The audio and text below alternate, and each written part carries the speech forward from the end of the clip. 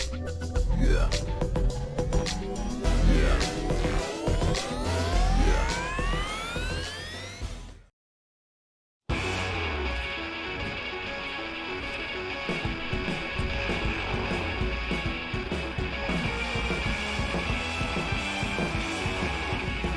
Yo, yo, yo, and away we go. Hello, everybody, and welcome to the Mike the Ref Twitch stream. AEW Dynamite Sidecast edition. I gotta find a way to shrink that down a little bit. How y'all doing tonight, folks? It is November 30th, 2022. We're just wrapping up the month. We're just wrapping up the Jack.org campaign. Once again, just throw the link out in the chat once more. Right now, I just took a look at it, and it looks like by the time I add the clothing portion to it, because any merchandise that are sold in the month of November, the proceeds are going straight to Jack.org. Once I add that in, I'm probably going to top it up. We're looking at $1,100 for our goal for Jack.org this month. The initial goal of $1,000 was absolutely blown out of the water.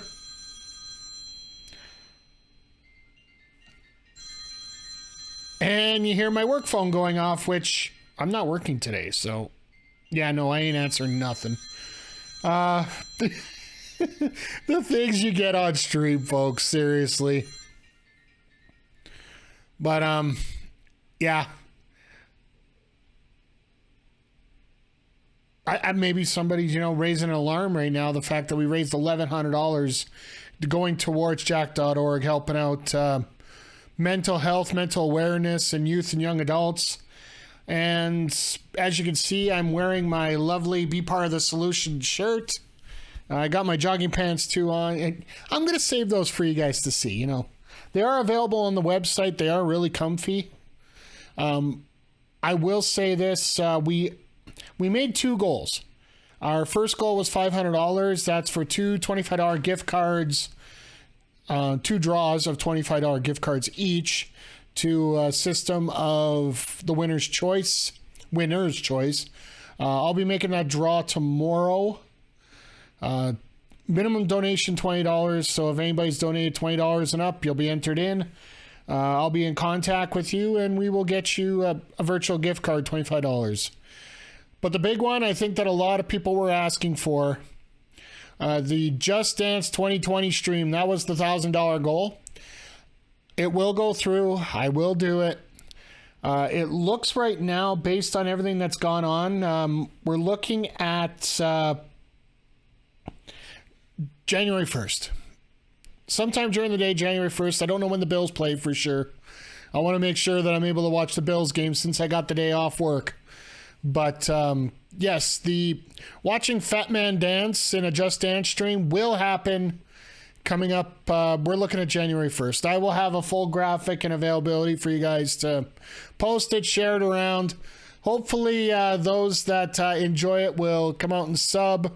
Any sub proceeds that come from that stream will go, once I get the payout, that money will also go to Jack.org. So yeah, it's been a fun month, and I do want to thank each and every one of you that has helped either share it out, talked about it, or helped donate. Showed up on the 12-hour stream we did just about 2 weeks ago. Yeah, it was 2 weeks ago from tonight. It was a fun time, and I am going to do it again. And if you guys are interested in helping out the organization, I will leave that link up. It will be going through my regular text feed as we go along here. It will I'll turn the frequency down quite a bit, but I will keep it up there tonight. Keep it there. It's in full bore tonight. Starting tomorrow, it will be tapered off a little bit. And also, the panel will still be there in the About section down below. So feel free to check that out. If you're out on YouTube, please check out my Twitter, or there is a link tree in the description to the channel, I do believe. And with that, there is a link to the Jack.org charity as well. So feel free. But yeah, now that I got the just letting you guys know about what's going on with Jack.org. Let's get into AEW. We got 5 big matches. We got 5 matches tonight. They are trying to sort of set up for Final Battle and Winter is Coming. It's weird that they're having 2 big shows for AEW in the matter of 5 days. Just pulled this up off my phone here because, Tony Khan just is great at putting stuff just on Twitter for all of us. They announced today that Danielson and Dax Harwood are going to be going one-on-one. Bryan Danielson and Dax Harwood. I cannot wait for that match. Every time Dax is in there with a singles competitor, whether it was Adam Cole, whether it was CM Punk, not CM Punk, he was, who did he get? He was in there with Cash. That's the other big one I was thinking of. He was in there with Cash. He always delivers. So, and Danielson, Danielson's Danielson. I don't know if I have to say any more than that. He would be at the Tokyo Dome January 4th if AEW Dynamite wasn't in his birth town of Seattle, Washington. So there's no way that Tony Khan's not going to have Bryan Danielson there for the first Seattle show for AEW. So, but as well, we are getting Samoa Joe and AR Fox for. Of course, I didn't look which title it is. Oh, it's for Bowl Champ. Oh, it's the TNT Championship Open Challenge. So this one is for the TNT Championship. So AR Fox, if you didn't hear, has been just signed by Tony Khan to an AEW contract. Whether it's an AEW or ROH, we're not sure. But either way, great signing by Tony Khan. Like, out of the independents that have never been signed by either organization, I think AR Fox may be one of the top ones remaining. I'm talking about people that have never been signed to either AEW or WWE. So it's a good get for Tony and for AEW. AR Fox is one of those guys that was in the system of the WWN system where you have Evolve and all those guys. That's where I got my first experience watching AR Fox. And, Samoa Joe. I think everybody pretty much knows where he's coming along on that. He's one of the best in the world, and there's a reason for that. So, and then on top of that, we got Ricky Starks and Ariya Davari. Now, this one, to me, is interesting to say the least. For the fact that I don't know, Ricky Starks keeps playing up the like he's injured, right? His ribs got beaten up throughout that tournament. There we go. Let's apply that a little bit.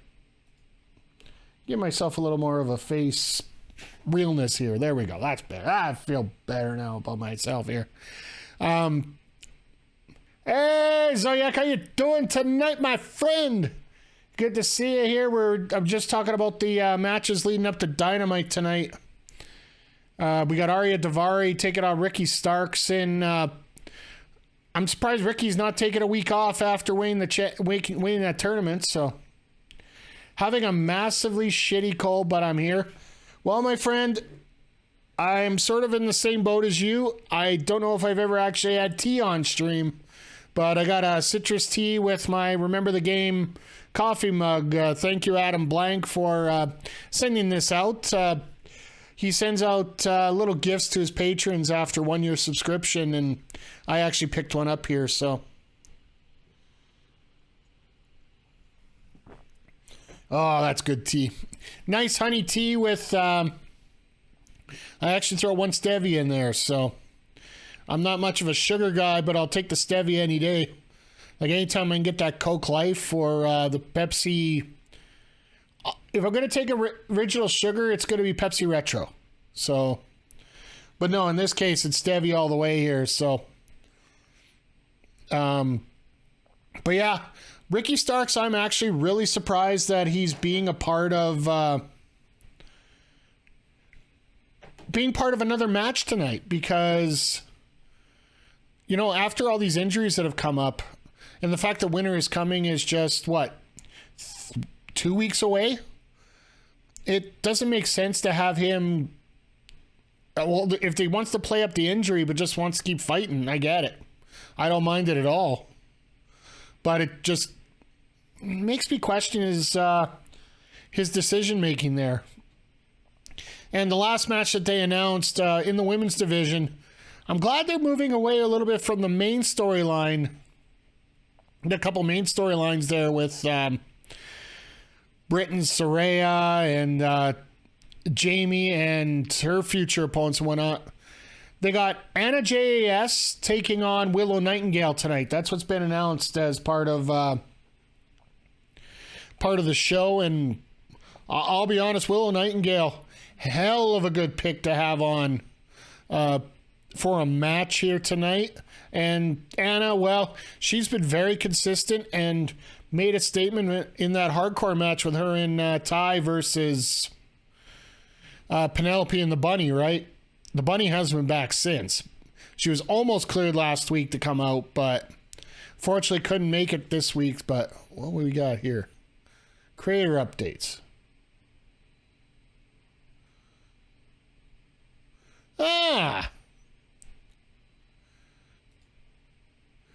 Sorry about that, folks.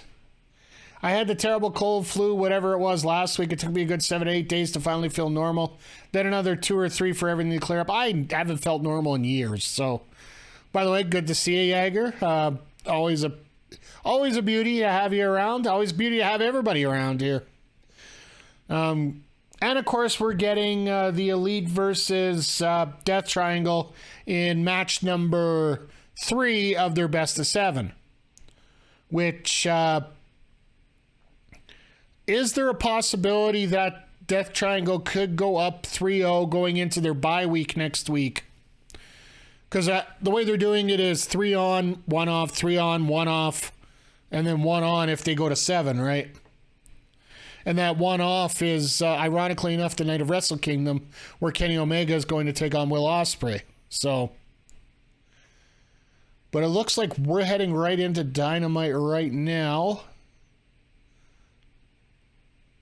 The last set of commercials here. We're just getting to time here.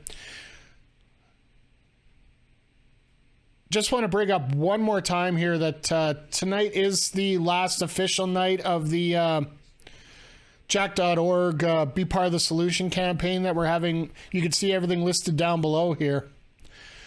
We do have the Just Dance stream that has been announced. We're $420 away from me wearing a panda suit for that stream. So if you're interested, the link is in the chat, or exclamation check as the pyro's going off, just so we can sync things up. We are in Indianapolis, Indiana.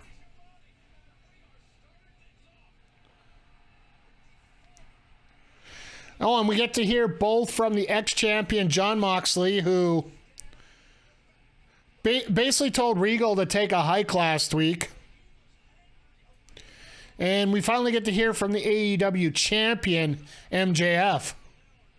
So that'll be interesting. We also get to hear from Jade Cargill, who managed to get her championship back from Nyla Rose at Full Gear as well.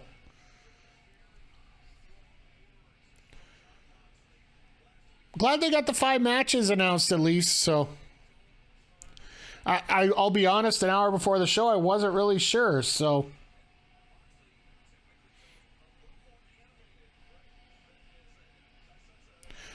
It's funny, everybody talked about Moxley needing to go on vacation, and, well, that just ain't happening right now.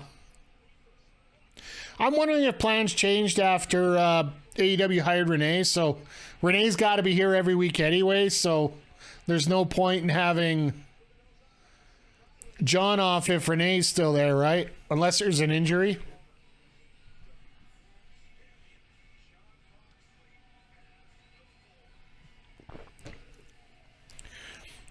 Corny owns the Young Bucks. Nice. Seeking revenge for AEW title. Okay.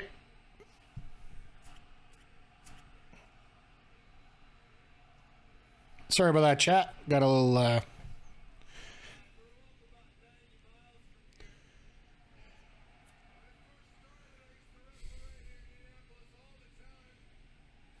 Okay.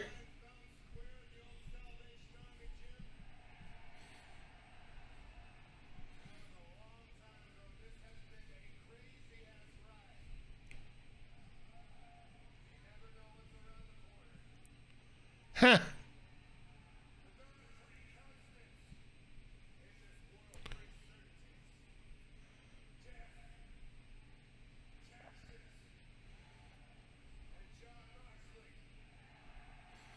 All right, Moxley's using the third for himself. Okay.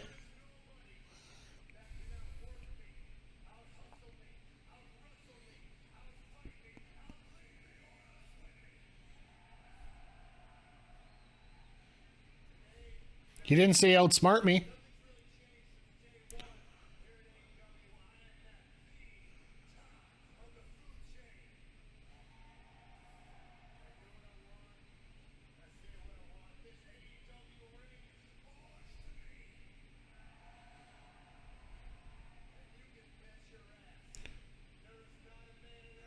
All right, here's where we start the new feud.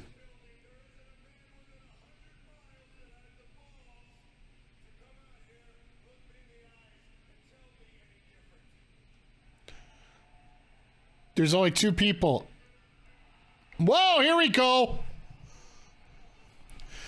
Are we getting this match now? Like, it's about damn time.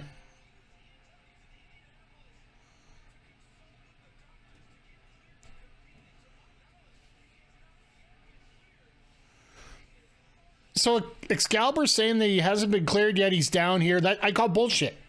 I call bullshit. You don't allow anybody near that ring if they're not cleared anymore.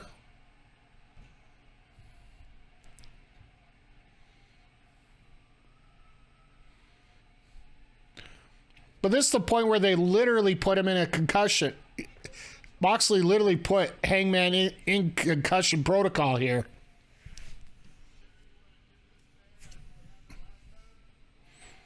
Oh, yeah, here we go. Especially a head injury, absolutely.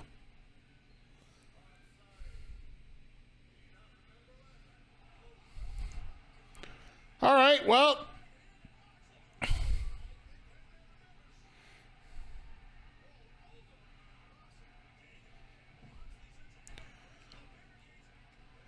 So. Oh, that indie guy's dead. He knocked Paige over.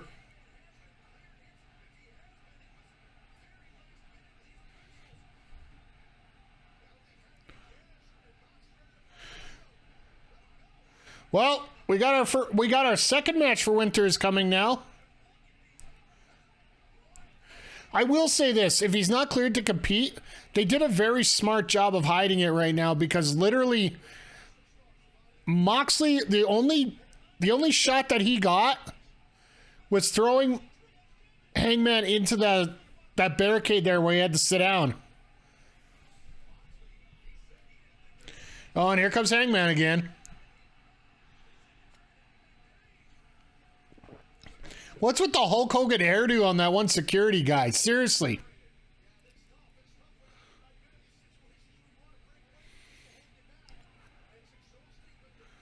Hulk Hogan looking guy, DDP looking guy. I know it's Indianapolis, but...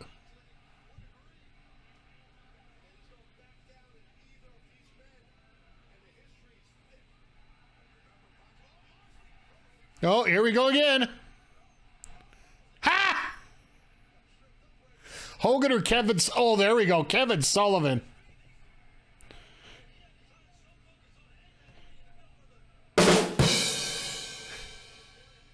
That's funny. Mox just made Botchamania. Mox just made Botchamania. Well, they're going to fight backstage now. That's just...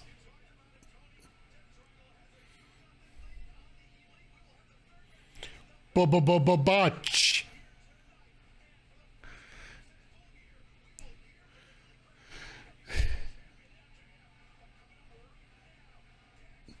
Oh, they're throwing this out.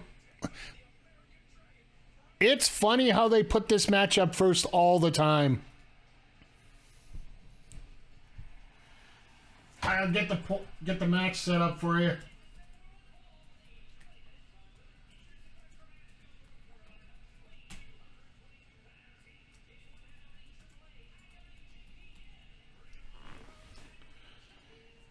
So I got a two-part question for you on this one, guys. And girls, of course. Are we having here... We got Dax versus Danielson, which is going to be an absolute banger of a match. We all know that. Could this be the start of a tag team title match for ROH Final Battle? Because I know they were supposed to face they faced Top Flight on Friday, and it appears that Dante might be hurt.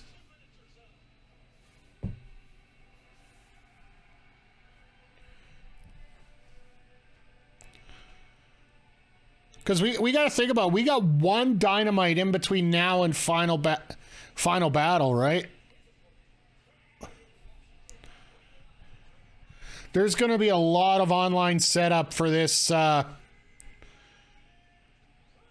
pay-per-view, which I get it. It's ROH. They're not giving the same level of importance to it. They should, but they're not.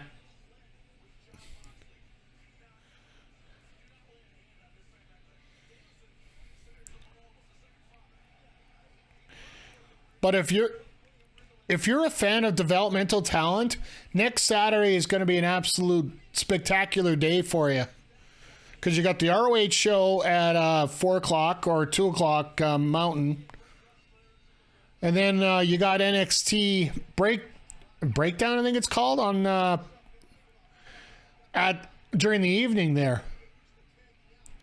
And it's funny how Tony Khan actually used... the Heisman Trophy presentation as the excuse for having an afternoon show for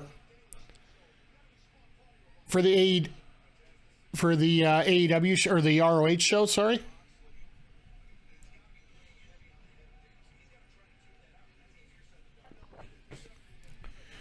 But this is going to be very interesting with the fact that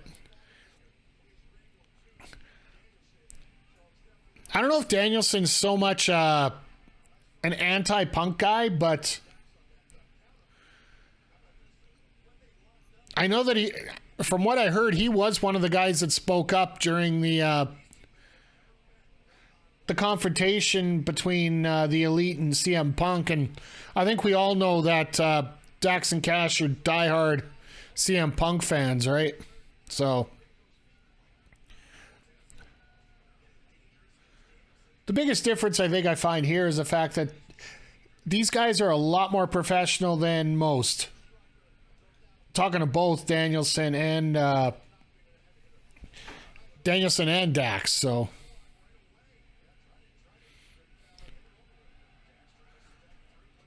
LaBelle locking. Oh.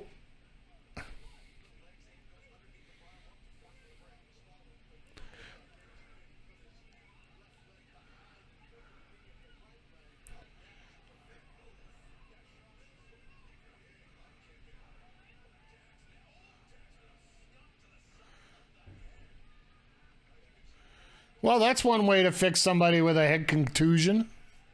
Just good old stomp of the head.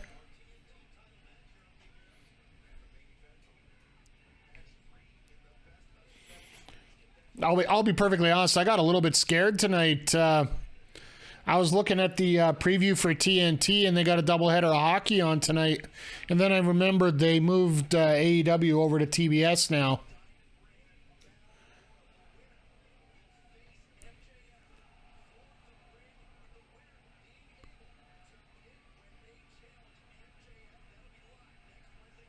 Okay, so they're doing that next Wednesday.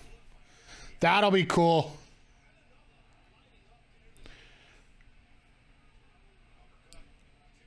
So you're going to have the champion have to fight a week before he defends the championship against Ricky Starks. That'll be interesting.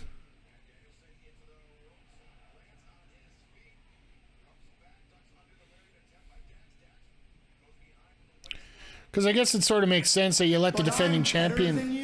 Whoa!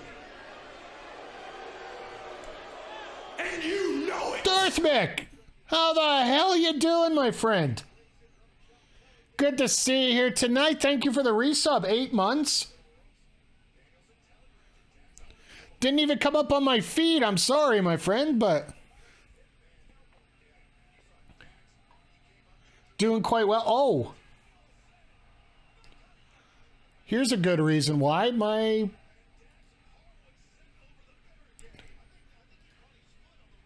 Internet Explorer froze. My apologies to the chat here if anybody's been talking here, so... Oh, Chrome updated, that's why. Ha! I'll catch up on chat here through OBS here. That's perfect timing. They've gone to picture-in-picture. Let me... Let's see here. No MJF in the Diamond Ring match. Well, he gets the bye until basically the winner of the Battle Royal has to face him, which actually makes it a little more inviting for the fact that the champion, the guy who wins it, has to get sort of a pass, right? So that makes sense. Mike, you do good stuff. Keep it up, buddy. Love the work you do. Thank you. I appreciate you, my friend. I appreciate all of you in here, by the way. If I know sometimes I don't say it enough, but hot damn, you guys are the reason I keep doing this. So thank you very much for all your there we go. Everything's back up now. I love when stuff freezes.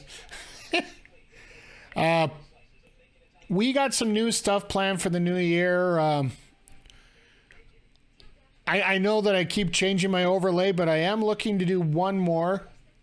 If you guys have anything you want me to add, subtract, change, just to make things a better presentation for you, feel free to let me know, whether in here or privately DM me or through my Discord channel, which one thing I am going to improve here in 2023, as I throw the Discord link up in chat, I am going to start doing a few more community nights for like running games and whatnot. Sort of just like the Mario Kart run that we had at the end of the 12-hour stream. So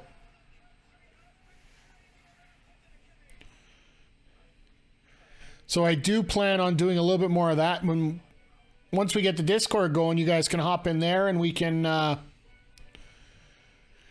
chat away as we play. And now that Twitch has added a few new features that I can use, that I can actually bring you on camera for different things. Like if we want to have a night where we're playing like NHL or FIFA, like I was doing with Kayla J, I could basically bring anybody who has a Twitch account on now.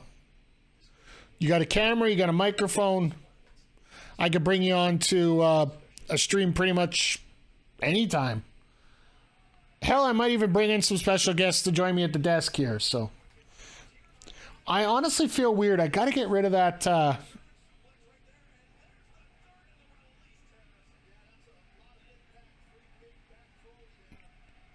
Bet.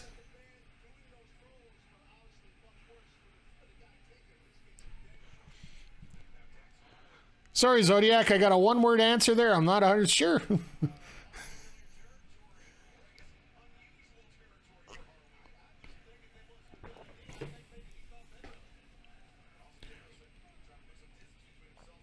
Ah, okay.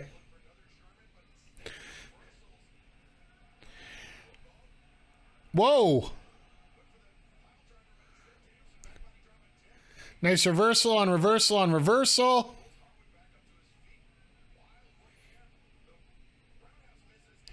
Oh, you got it. That is awesome.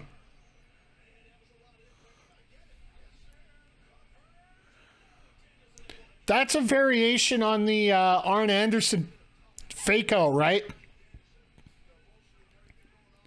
Because Arn used to do the fake with the punch and then go into a DDT on that. But that also helps with Danielson. Like, why would you do Air Canada like that? Maestro Cradle.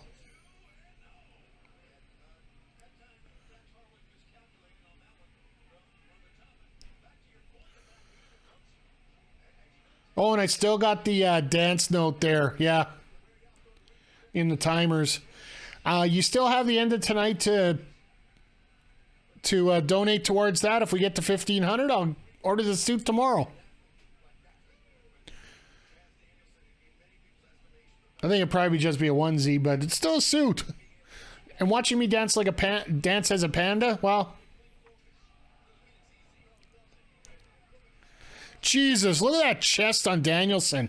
Seriously.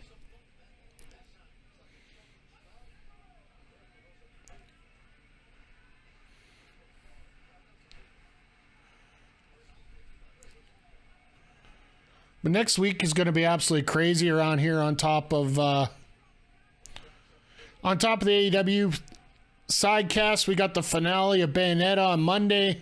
Then we're going to be co-streaming the Game Awards on Thursday. So, ow. It looks like Dax almost hit his head on that camera there.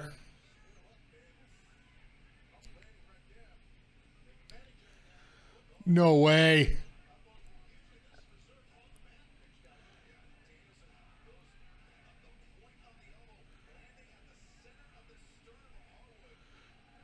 Those 12-10 elbows up top, that's actually... The fact that you're captured up there... Oh. Take the camera, take the camera, take the camera. Nice reversal. Oh. Nice reversal of a reversal.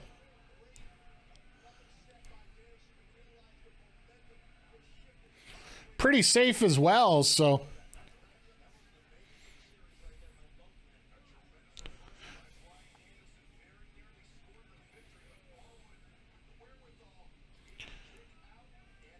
See what we got this here.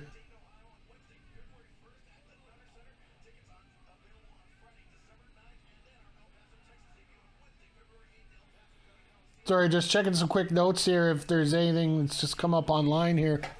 Nothing as of yet.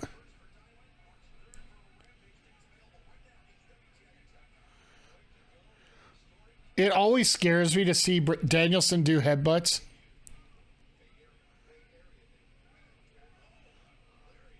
Oh, they're... No way. They're not doing this, are they?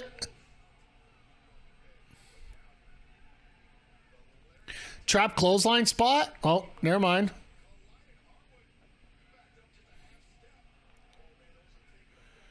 Well, Dax is waiting. Dax is definitely pulling up his...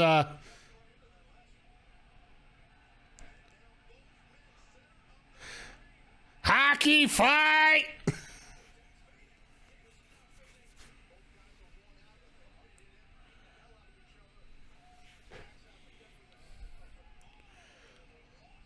And that was a shot. And so was that. Cornette's going to be loving this right now. The fact that both men are just no-selling.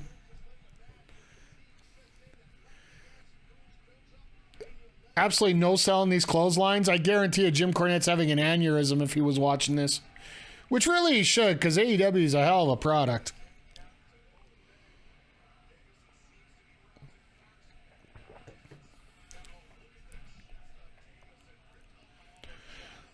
But you gotta admit, this is a hell of a match to start off Dynamite this year, so, or this week.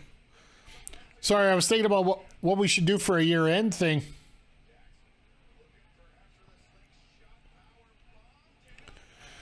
Reverse. Oh, Jesus. It is funny how they keep doing a reverse of a reverse of a reverse of a reverse.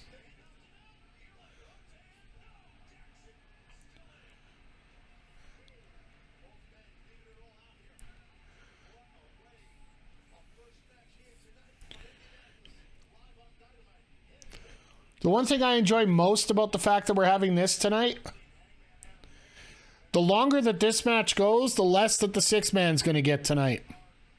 I hope. Please take it out of the 6-man match. Don't take it out of the women's match.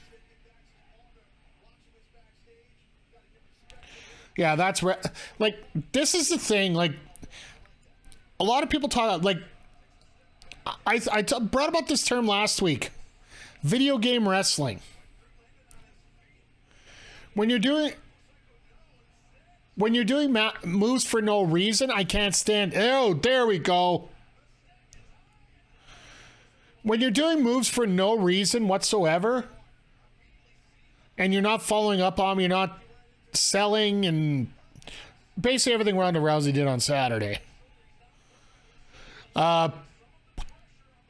Sorry, I'm going to give myself one of those for that.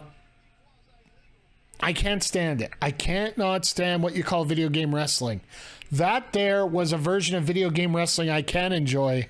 It's the fact you're doing a reverse of let's adjust out of this and into something else.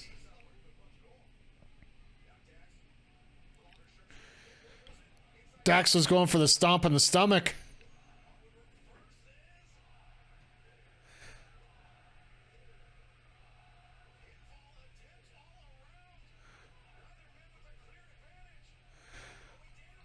Oh, that was... See, that's your game of cat and mouse, right?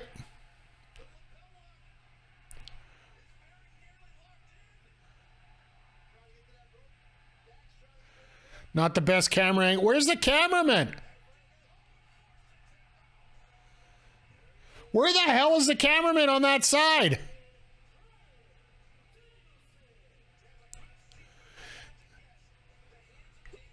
That was Vince. Vince should be throwing his headset right now. Where the frick was that cameraman?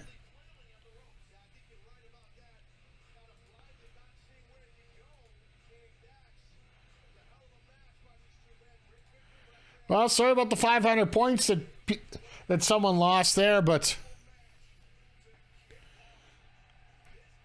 I will say that, yeah, this was a hell of a wrestling match.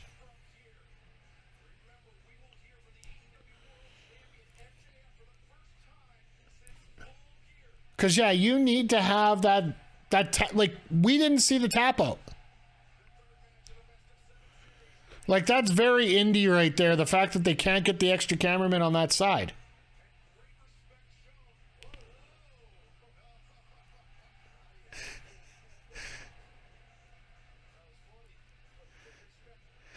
Dax has a way of showing his...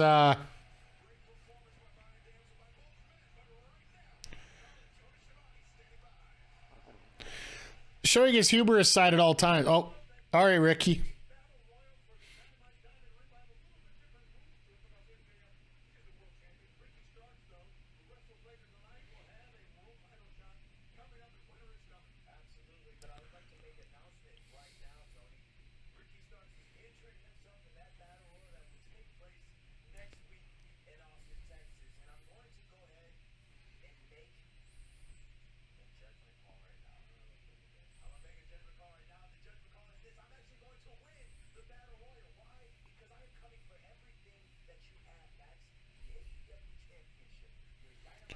Okay.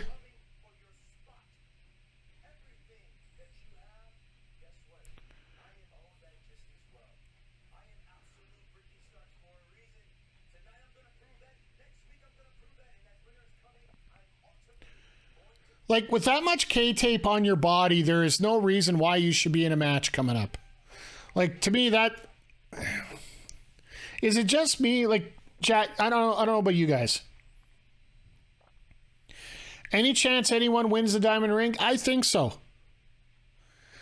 Because now with the way that the rules have been changed in regards to what they're doing with the AEW Dynamite Diamond Ring, they announced during the explanation of the match, correct me if I'm wrong, Chad, feel free, but the winner is going to face MJF at the end of the night, and if they win, they basically get a Money in the Bank ring with that. They get to pick whenever the time and spot that they get to face MJF. Which, if Ricky Starks ends up winning it, well, let's... it could be a place where you do it twice, right?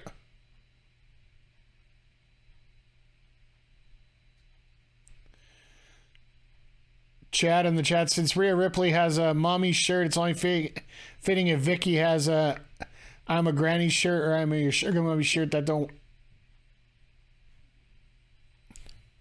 You know what? I don't think WWE would touch that one just because it actually is a knockoff of an Eddie shirt. So I think pretty much it's fair game that either group can wear it. I don't think there's going to be much to it there. WWE has learned a lot of things since Vince has left. And I think one of those things is, there's just certain things that it's not worth fighting for. And I think that that's part of it. And here's another one for you. They just took what was it? Max the Impaler and Sarah Logan basically look like twins now. Like, everybody's got a copyright issue somewhere here, right? The other thing is, I don't think they've actually sold that that shirt that Vicky was wearing. I don't think they actually sold it anywhere. And that's the only way that you can really... That's the problem when you get into copyright issues. It's not the fact that you're actually using it. It's the fact you're using it to make money, which... That's why you get DMCA strikes here on Twitch channels and YouTube channels. Because, well, through ad gen and revenue and through subs and everything like that, that's when you start making money. If you're just wearing a t-shirt in the crowd, you're not going to make money out of it. Uh-oh. Well, how the hell does that work? They tell Paige to get out, but they're not checking where.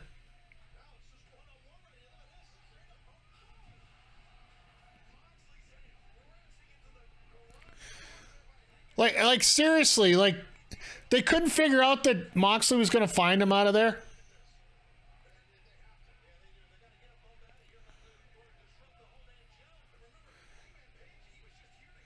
That Kevin Sullivan getting out of the way. Why?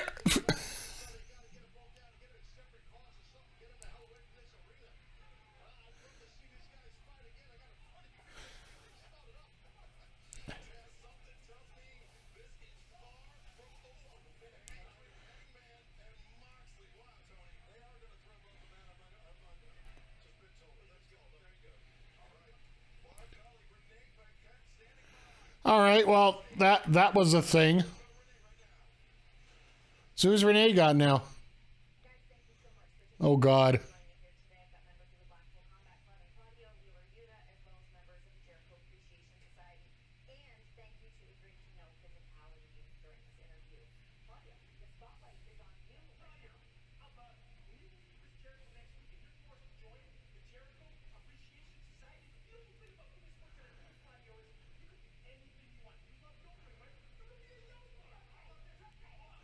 Oh, God. Claudio's doing everything he can not to beat the living crap out of them right now.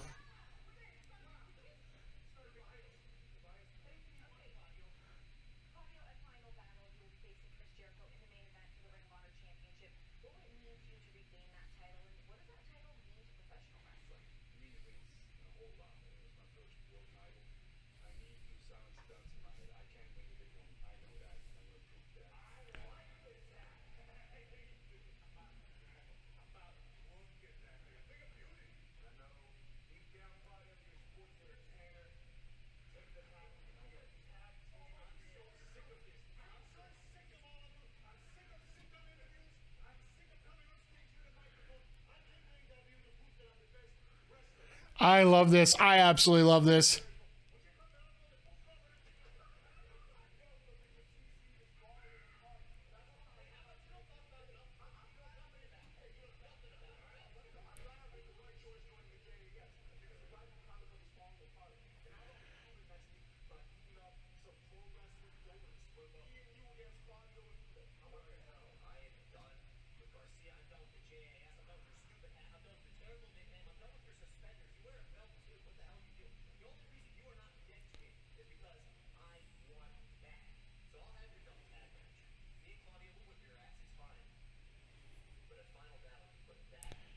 All right, Chad.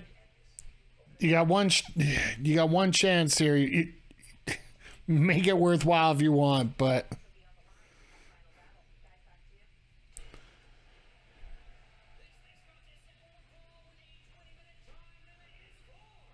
I will say this interview stuff. Like, I'm with Claudio on this. It's starting to get a little bit.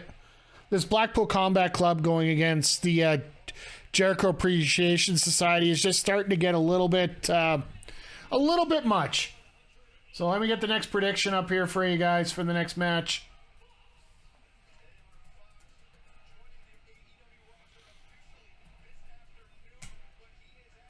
AR Fox and Samoa Joe.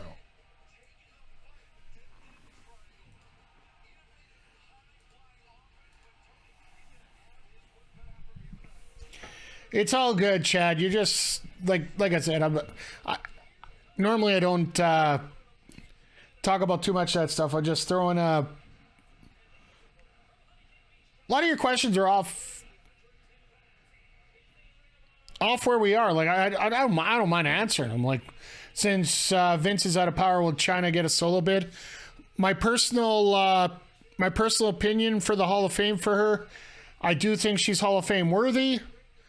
But certain things in her past, it seems that WWE can't get away from them unless they think they can make some money out of it. And I don't think they can make enough money out of China. Paige, they could have made money out of, so they probably would have forgot about her tape. But not that we really know, because she never re-signed there, right?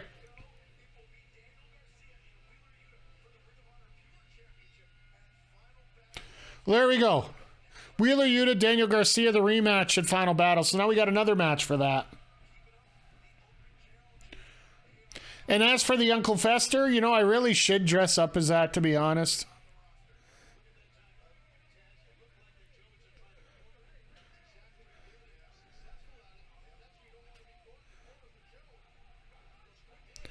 And I do appreciate the attempt to joke, Chad. I'm sorry. Just line of questioning came out of left field a little bit here on me, so I got a little confused. And the fact that lately I've had, I don't know about you guys, like any of you streamers in the chat here, I don't know if there are any here, if you've had any bots or hate raids coming across. When was it? Last Saturday, I ended up starting with a few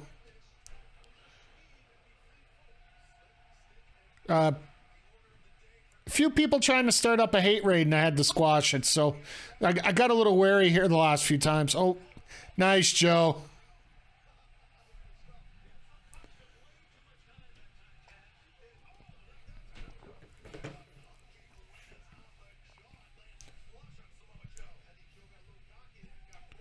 But if it wasn't for Stephanie and Triple H, the whole thing could have been stopped, I guess. Well, it is possible, but when it comes to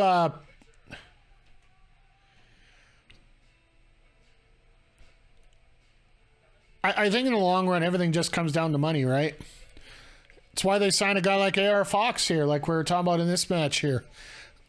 If he's a solid worker that a lot of people will pay to see in the Ring of Honor division. And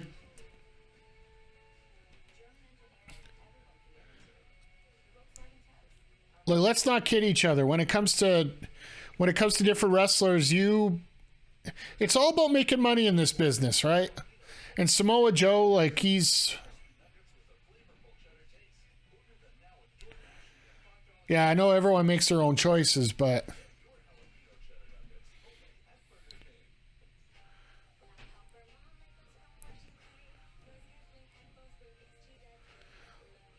I'd love to see this match end in the commercial break just for the hell of it, right?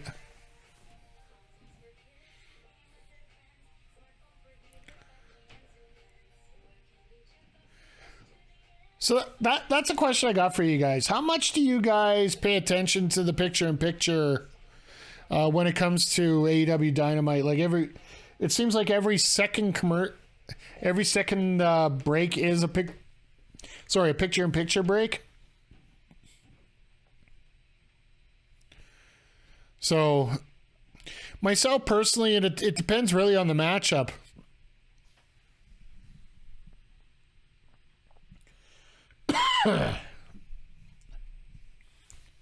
Fair enough, Chad. Fair enough.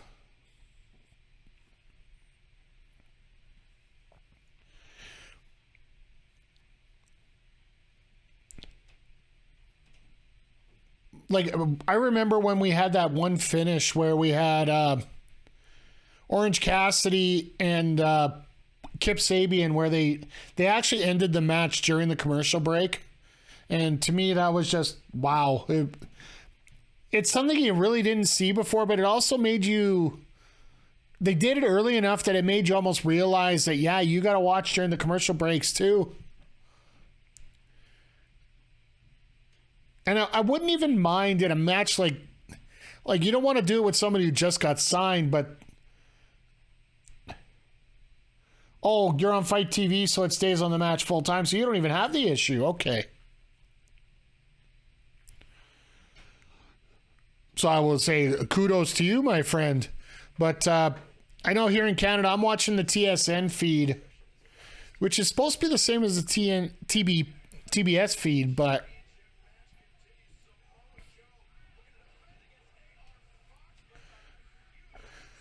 even for the Fight TV fans, I'd like to see a match just every once in a while. Like we've had it once. I'd like to see it happen a couple more times. And it's a lot for the advertisers too, right?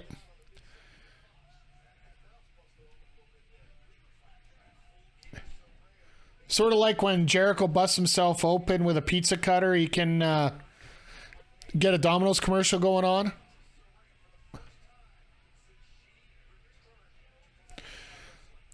So Saraya doing an interview Friday. Okay.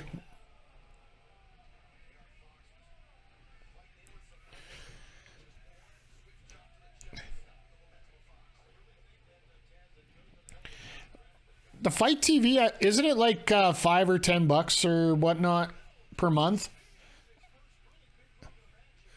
For all the indie promotions that are on there, it's almost worth it. Nice cutter by Fox there.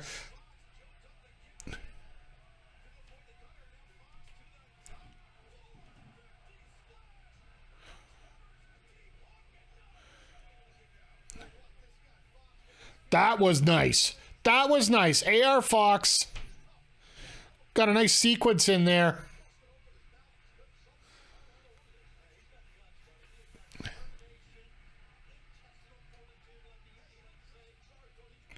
Going up to the top once again. Oh, and this is that second time. Joe's just as cocky as he is at the beginning of the match.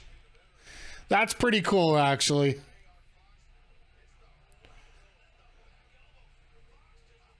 So he went for a back elbow. Okay. That just looked, I don't know. To me, it just looked weird. It almost like a version of a pounce. And yeah, no.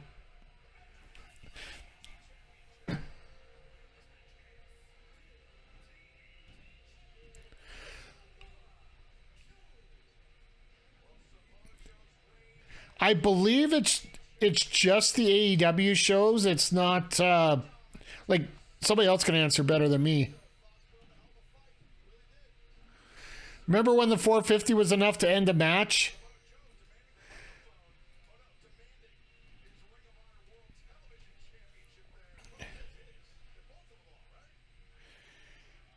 Yeah, can't wait for a 900. I've seen 630. That's about it. I wonder if anybody could.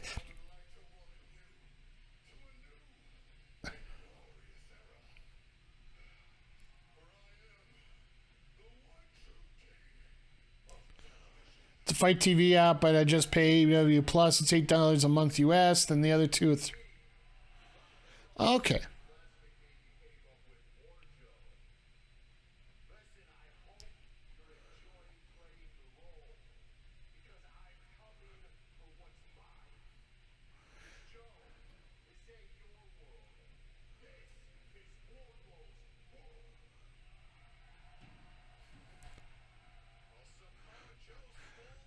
Joe's got that look. I don't know whether, if it was anybody else, it would look like fear. Now it looks like fear. But with Joe, he can turn that switch from fear to anger.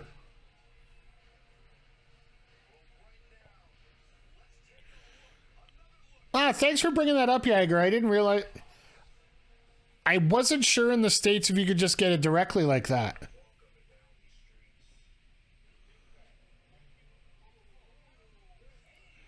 Fear and anger aren't too far apart, especially with Joe. Whoa.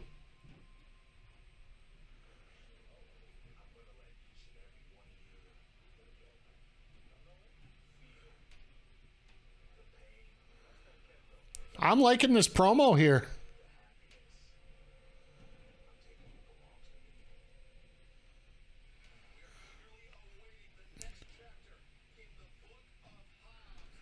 All right, so they're doing some character development with Hobbs. I don't mind that one bit.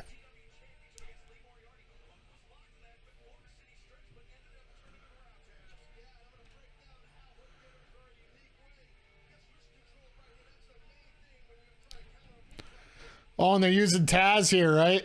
This is cool. This is where that sports part comes out of it. Like Taz is a bit of a John Madden when it comes to wrestling, right? If you think about it a different way.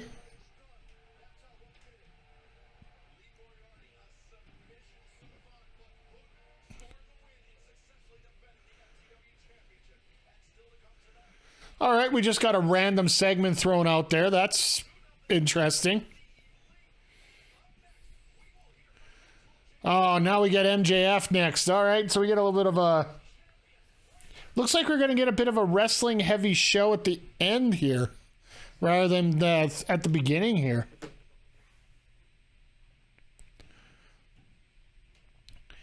When it comes to MJF, it's going to be an interesting story to see how he developed this plan with Regal. Apparently, it came from an email that he's going to have to discuss. So we'll see what happens there.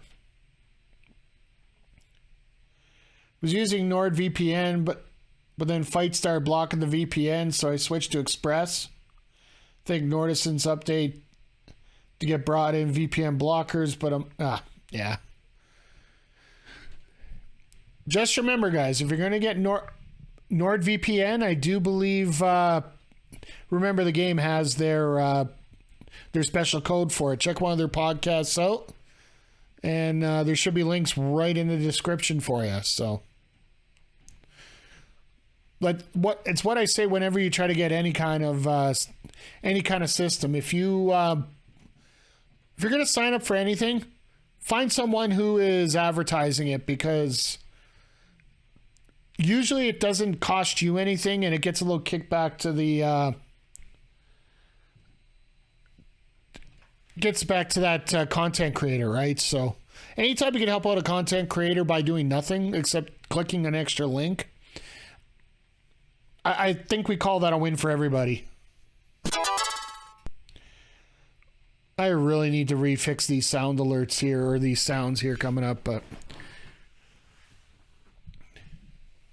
so, Chad, as we get into the month of November, month of December, first of all, I want to say this is our first Dynamite since Thanksgiving in the States. So, once again, thank you to each and every one of you for being by here. Always grateful to have you guys around, guys and girls, checking out the show, and every week making AEW Dynamite really entertaining. Yeah, it's a fun time. I'm glad we're sticking with the one a week. It's not. I know we could probably do a little bit more. Like we do the pay-per-views, but I think going into Dynamite and going into a lot of this indie stuff. Well, don't get me wrong, it's great. It's great wrestling action. It's just once you start getting to be a little bit much, you sort of burn out on it, right? And I think that was something that was happening to me personally here for a while.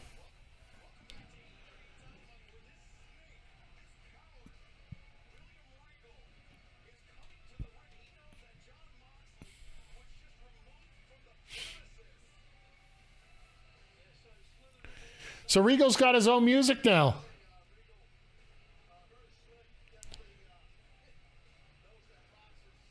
It's a little more upbeat than I would expect for someone.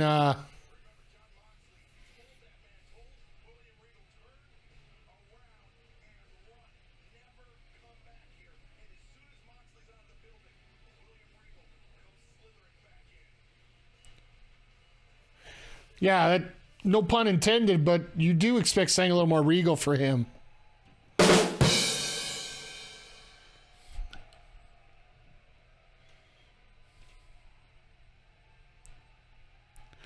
But what was that phrase that Grandpa Simpson used? It's a style at the time.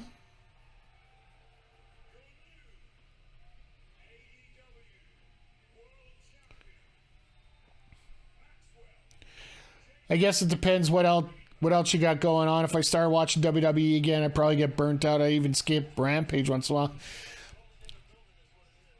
For the amount of login I have to do to watch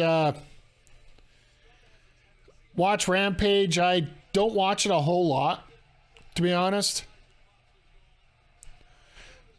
I find it's easy for me to log in through the Xbox once in a while, but then sometimes you have to log like all the sign-in crap. When it comes to WWE, I watch the pay-per-views, and anybody tells me to watch a certain segment, I do. Other than that, that's why we stream on Monday nights. It's because Raw. I heard Monday's Raw was decent, but before that, I just ugh.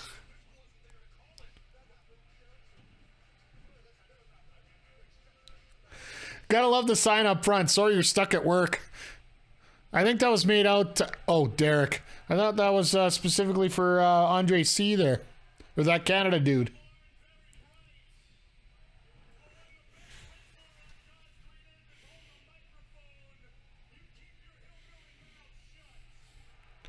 Yeah, but Moxley's not in the ring. He already said he was the best.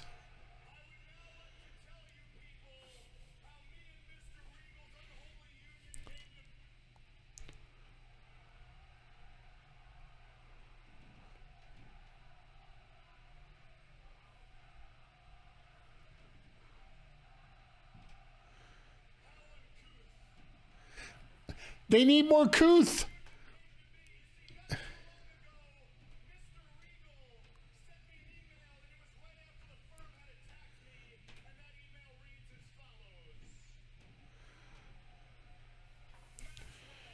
Now, when I was a teenager, I watched 3 hours Nitro, Thunder, Raw, SmackDown, Sunday Night Heat, and ECW. Couldn't get it. I get it. There's just so much more. Kuth for Tuesdays. Is it going to be a new belt? I think it's going to be the Knuckles.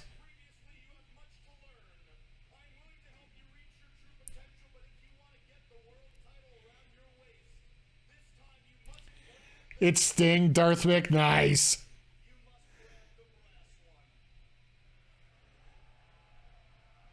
He's just curled up in that size box. I honestly think it's the Brass Knucks.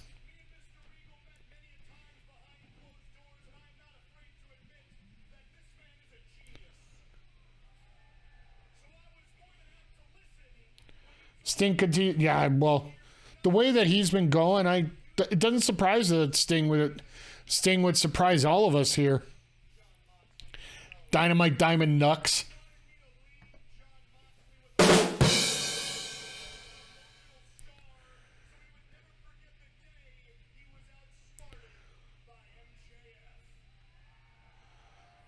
Fair enough. All right.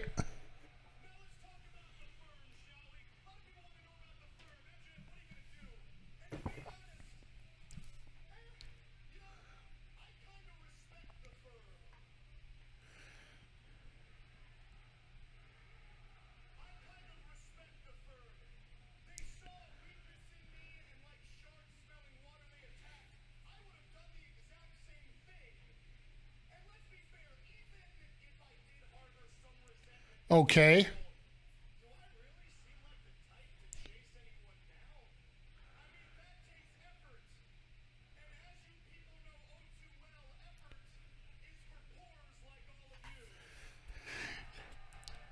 So basically, he's saying he did no effort to get that championship.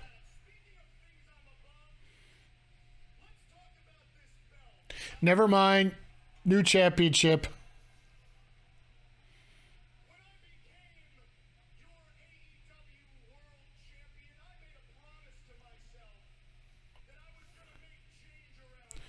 Custom belts are only $400.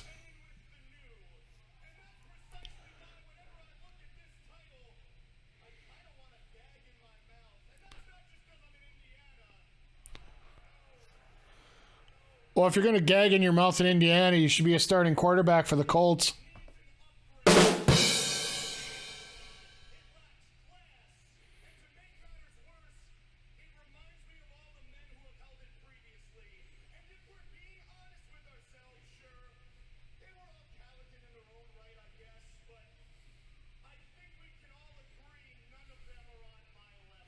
Could you imagine a spinner title for MJF?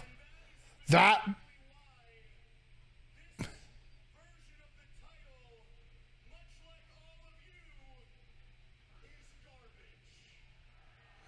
at least he didn't literally throw it in a dumpster. I'd love to see him throw it into the crowd and see the crowd fight over it.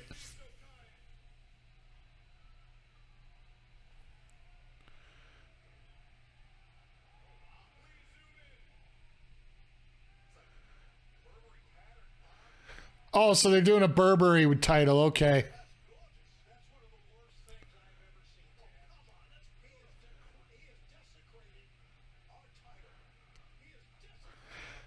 I think Shivani's being a little over dramatic.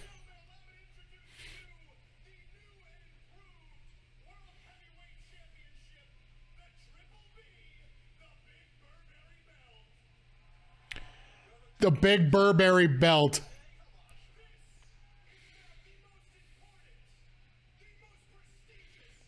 Well, I will say this. Once MJF loses the title, at least he knows he can take it home with him.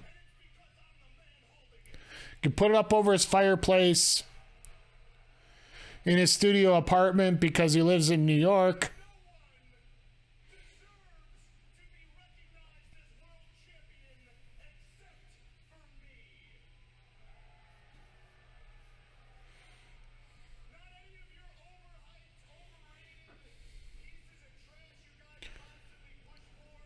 So is Starks going to come out here? Or...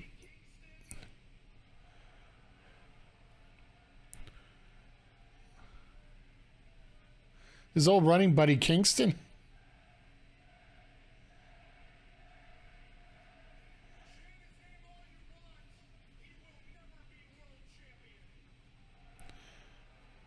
The Burberry isn't very prominent. Yeah, it's such a dark color. That's the thing.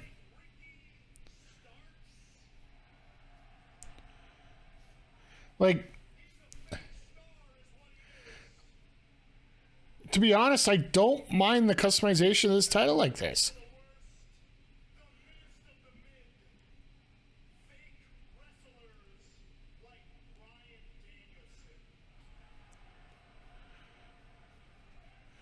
If you're going to make subtle changes like that, like almost like with Moxley, they should have made sort of a dark camo.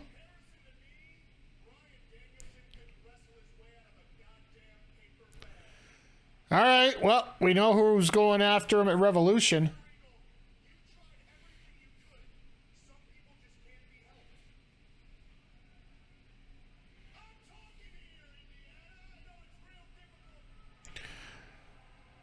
Maxwell's losing this crowd. Like, get a point.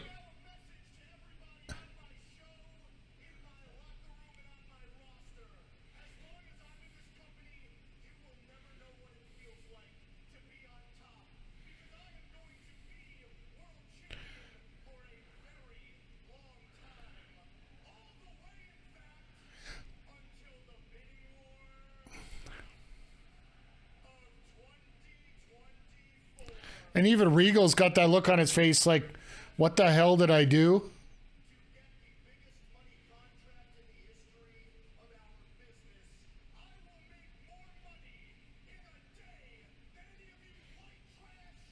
Regal looks yeah, like that's the thing. Like Regal's looking like I fucked up.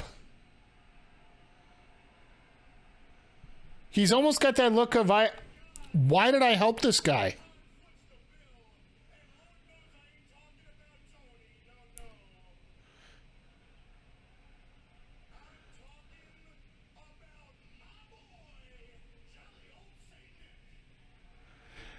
All right.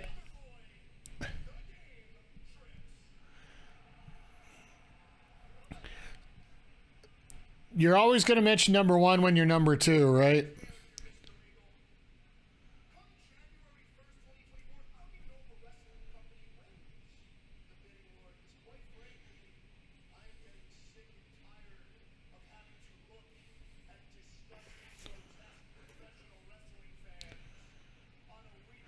Yeah, I'm Darth Vader. The more I look at Regal in the background, the more I see it. It's just, yeah.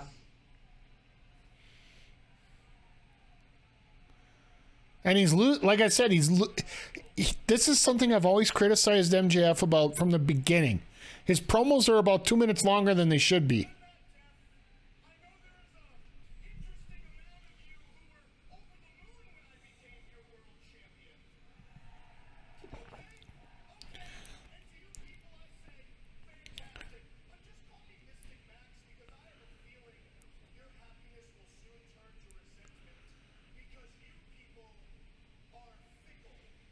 Yeah, they're all fickle. We're all fickle.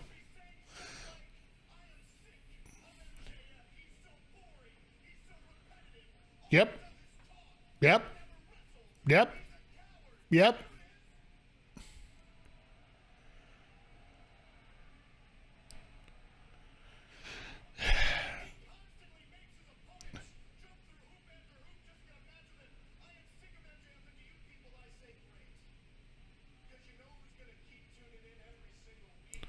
He is right. We are still tuning in.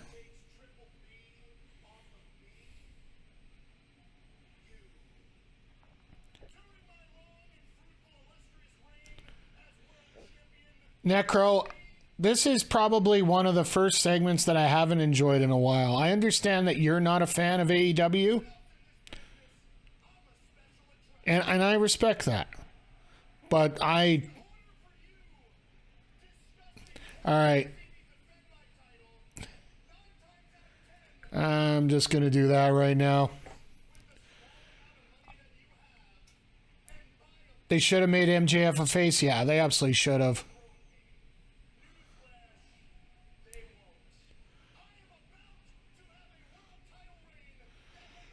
You know, I'm just going to throw this out here right now while MJF gets through his big spiel here. If you don't like AEW, I get it.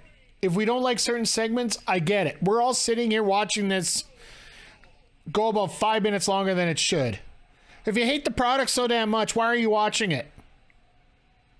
And MJF's making that point right now.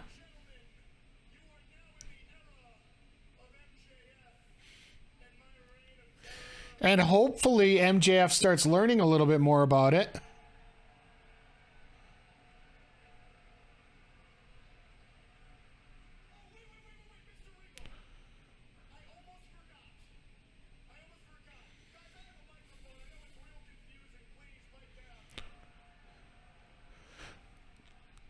Just get to your point so we can get back to a match.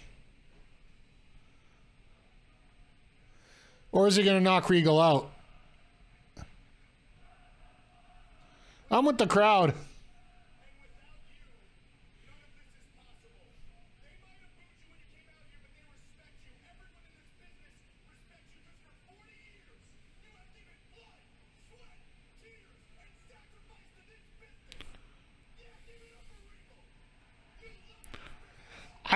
if MJF could he's gonna eventually be a face.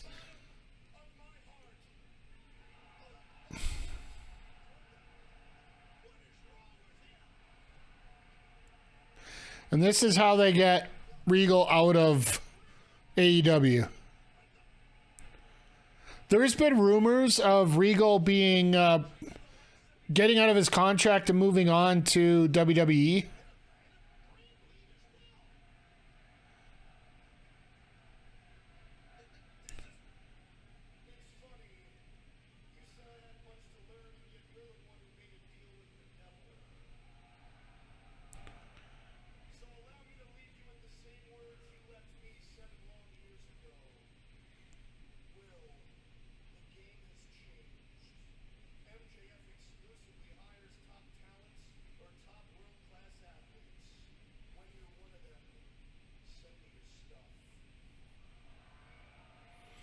Really?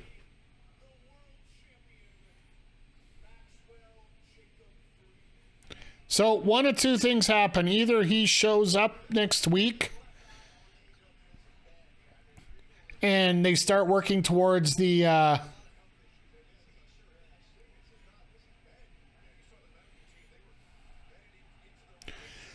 he starts working on getting feeders towards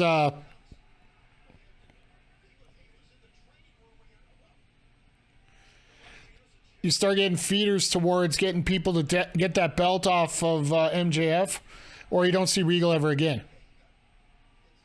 But the fact that Danielson's out here, and Danielson came up in the promo,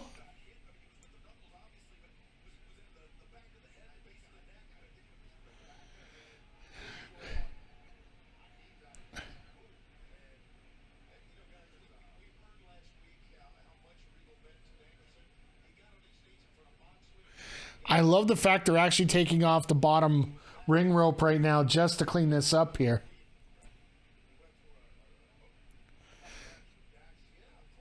Because that's one of the things we always bring up in these stories. And the fact that the reason I know this is not real is the fact they keep showing it on TV. Like when they had the Hangman incident, they didn't show it at all.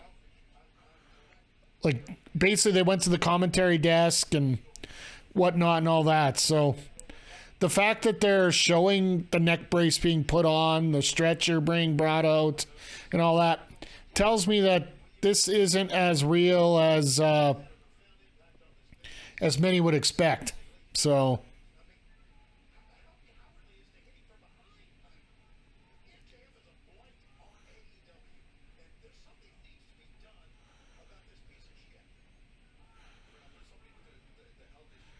well, remember, he tried to protect Regal last week, too. Danielson's going to be a great feud with MJF. Very angled Danielson is what we need. I honestly think it's going to be Revolution. And the fact that they fucked up putting the collar on speaks spades to me about this whole segment right now. If you guys missed it, yeah, that piece of the collar is supposed to be underneath his chin, not on the bottom of his face. Regal keeping his eyes closed is professional stuff. Well, Regal, no matter what happens, they can't even tighten his legs. Like, what the fuck is this?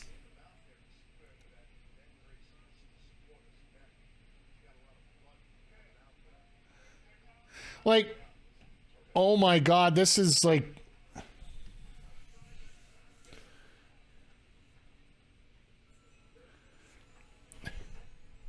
indie wrestler medical time, yeah.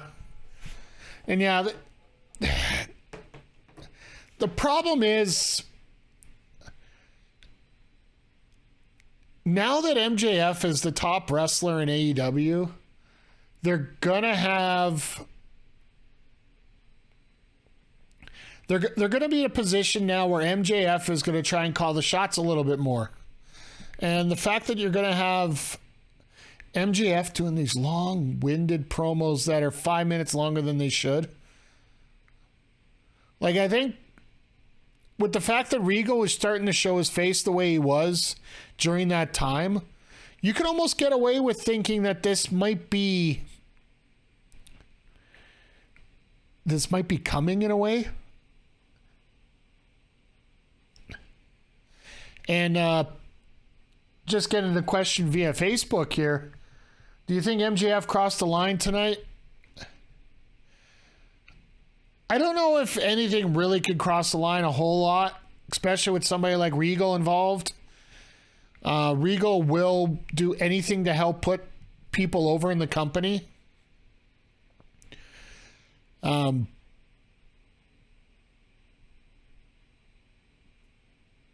Yeah, I think the only way you would cross the line is if it's somebody that isn't somebody who would be in the ring. And the fact that they didn't treat it like the same kind of injuries like they treated Adam Cole, Adam Page, all those. To me, it was fine. But Yager, I'm with you right now. It reminded me a lot of the terrible promos Hogan would cut during Nitro. And that's because you never had anybody saying, no, you got to cut this down. You got to shrink this up. Like, we're at 10 after 7, and we got 3 matches left in the Bucks and the Bucks, Omega, and Death Triangle are one of them. That 6-man tag, which you know is probably going to go at least 20 minutes. Unless they put it on the main event, then it's going to get whatever time they get. I'm just severely hoping that the women's match doesn't get cut for time tonight. Because it wouldn't surprise me if it did.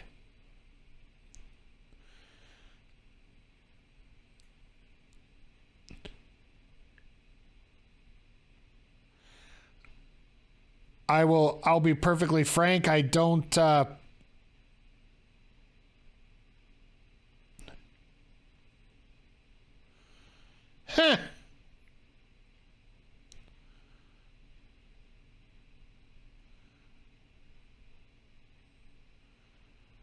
So I just received a very interesting message.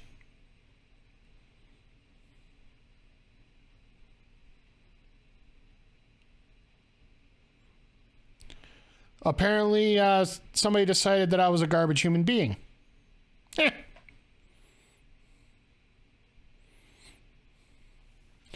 Just because I decided to time someone out. Sorry, can't help you there, folks. Well, at least Danielson was able to get a second boot on, right?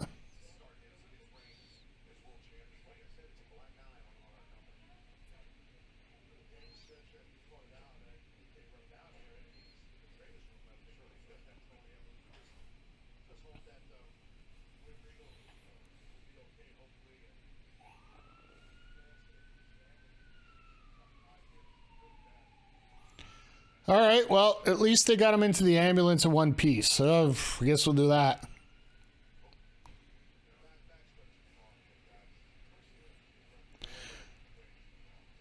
So I wonder how they change this around, trying to make it a little more positive at this point. Throw Ricky Starks out there. The guy that's supposed to be facing MJF next. All right, let's get the next...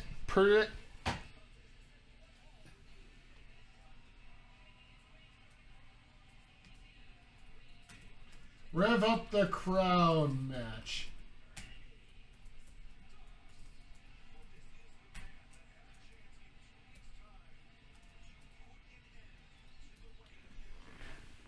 So they're going to put all their money in Ricky Starks right now? Okay.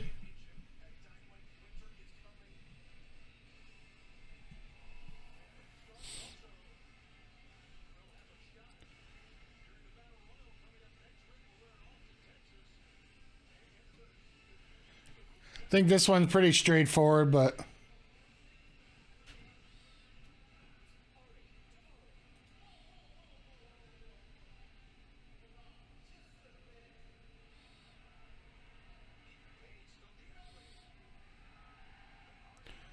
Sorry, just had to fix something up here.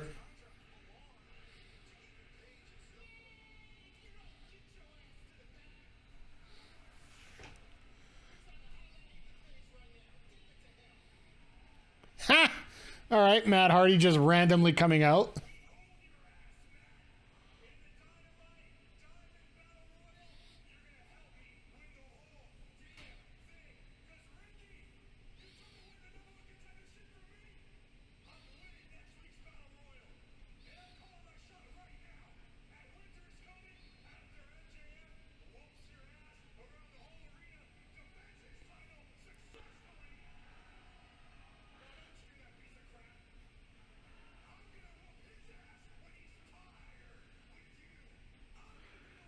All right, so he's calling his shot already. That's...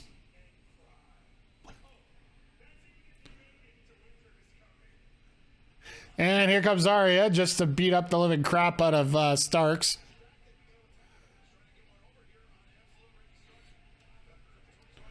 I got a feeling this might not last long.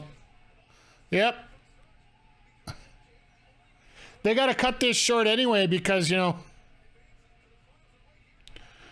like I said, that promo took way too long. Well, that ended that in a hurry.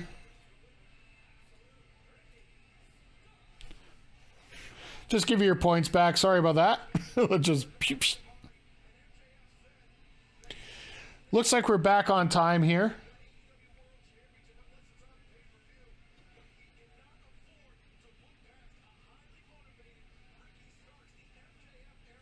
Yay, you won. You won your points back. Congratulations.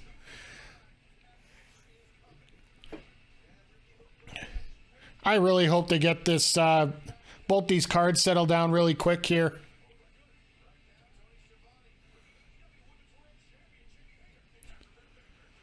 All right, so we're going to get our women's promo, then we're going to get our women's match.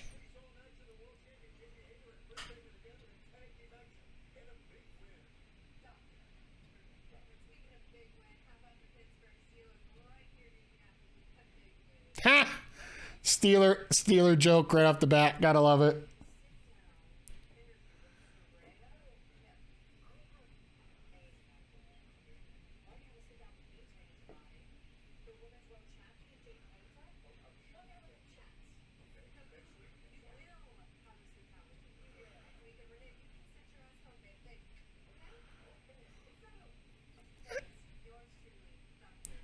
Gotta love the personal interviewers, right? Throughout this whole thing.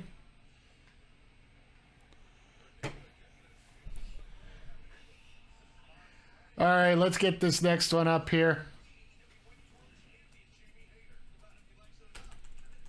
Because I think this one actually could go either way.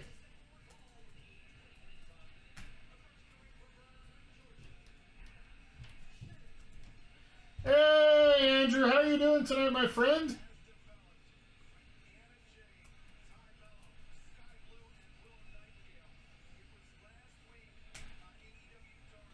And then, sorry, just a little thrown here for the last few minutes here, just trying to catch up.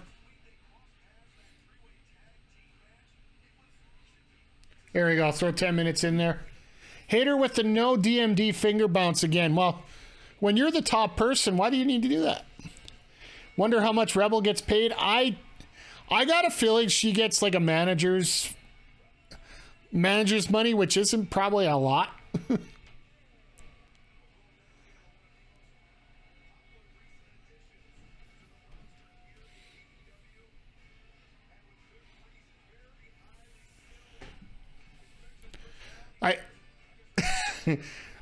I love how she goes up to the security guard as going like, hey. She's a makeup artist, helps coordinate things as well as her appearance. Yeah, that's true. Because actually that's... I think a lot of people in AEW have that dual role. I think the most obvious one to me is Aubrey Edwards, the referee in the ring. As much as Kenny Omega thinks that he's a video game developer, Aubrey actually works in video games. So I think she's doing the majority of the work, at least in the Elite GM, if not the Fight Forever games. So, but yeah, Andrew, I hope you're doing well. Sorry, things are a little bit loopy here. I just had a person wish that I would get, I wish I could show you guys the screenshot of the message I got before I got blocked. Yeah, that's the other person I was thinking of too, Leva Bates here.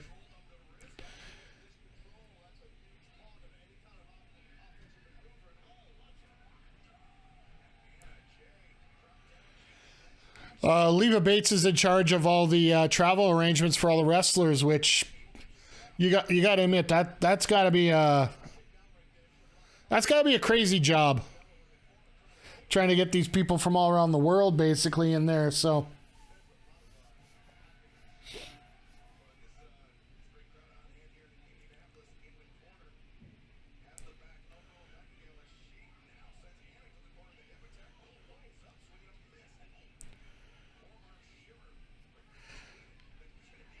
And it's amazing to see here that we're watching Anna Jay go at this here, and she's only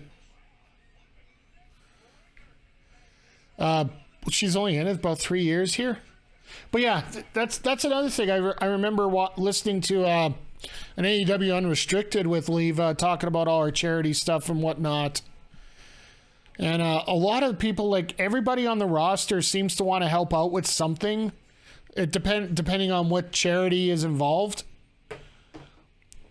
Like basically, they'll come up to her and say, "If you got a charity in this town, I'll help out here. If you're dealing with kids, I'll do this. If you're dealing with dogs, I'll do this." It's one thing about the talent there; they seem to have a lot more sense of community than you'll see in other promotions. Is the talent on par with WWE? Depending what you're looking for. And I'll say overall, no. Like let's not mince words here. Is the product entertaining? Sure as hell think so. I think MJF killed a lot of it. I think Starks did a fair bit to try and bring him back, and I do think the crowd is into this women's match. It's not like they're all running away right now. Down for the cover, hooks the leg.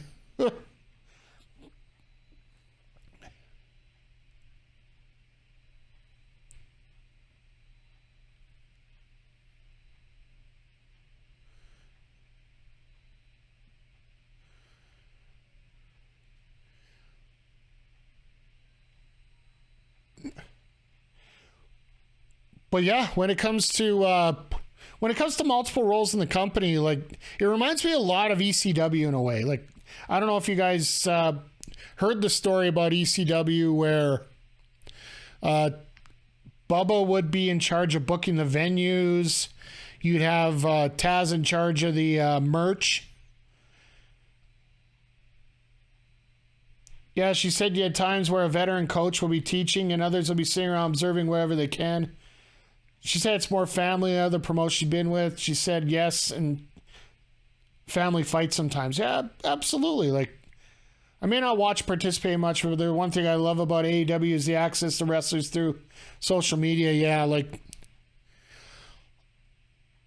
I know personally, I do follow a bunch of the streams. Like, I'm a subscriber to Chugs, of course. Like, I love my Halo, and I love what Adam Cole does, so it just seems perfect. And the fact that Adam Cole does not talk about wrestling whatsoever on his channel. Same thing with Claudio. Claudio's Cafe. A lot of League of Legends and whatnot there. And the thing about AEW is they do try to stay a little bit more current when it comes to... They're going to follow the narrative rather than try to create one. They're not going to tell you what to like. You're going to tell them what to like, and they're going to try to adjust to it. And I think that's really smart if you ask me.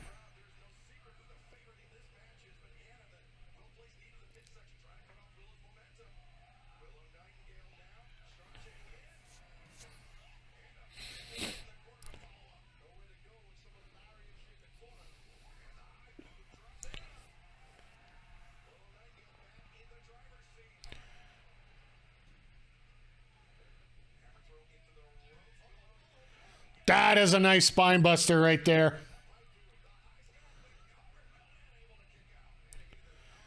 That was... You gotta love when you get the straight up, straight down on the spine buster, right? Oh, and we still got that TBS celebration spot, which, based on the amount of time we got right now, is probably going to be a backstage spot.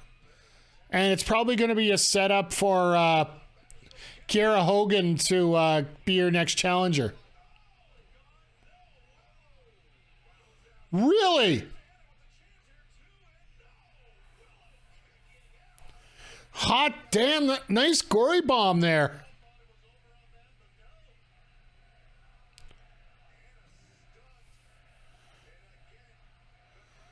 And the crowd's into it. Like, let's not kid ourselves here.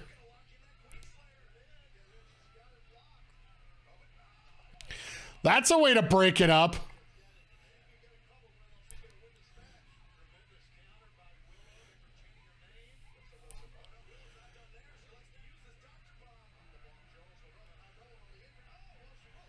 Well, there goes Ty.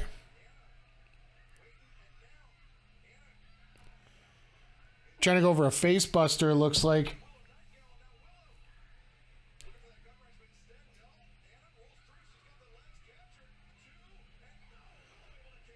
I think Aubrey got caught on that pin. Didn't expect it to see it that way.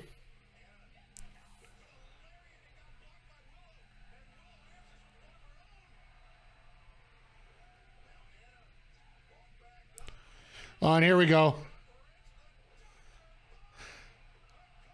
Jake Hager, eat your heart out.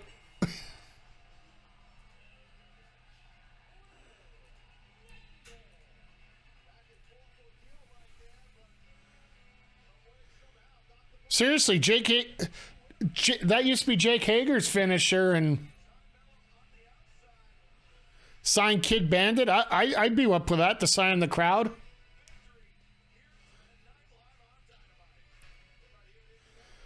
Yeah, I wonder how long this is gonna.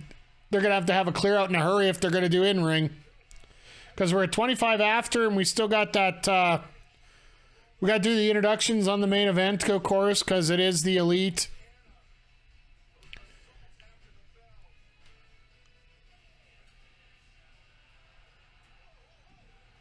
Oh, hello. Say it ain't so. It is Ruby Soho. And because they're closed up, guess where she is?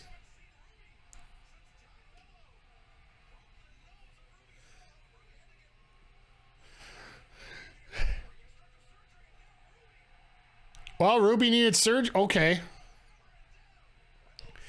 Anna, what are you doing? Get in the frickin' ring if you're going to do...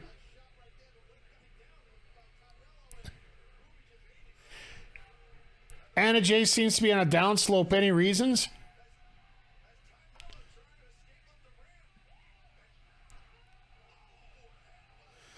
Oh, they must have put a steel plate in her nose. That's what they're playing up here. Okay.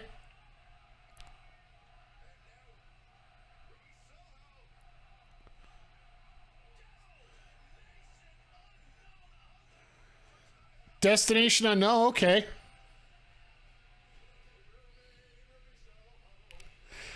All right, Shivani. No karaoke here tonight.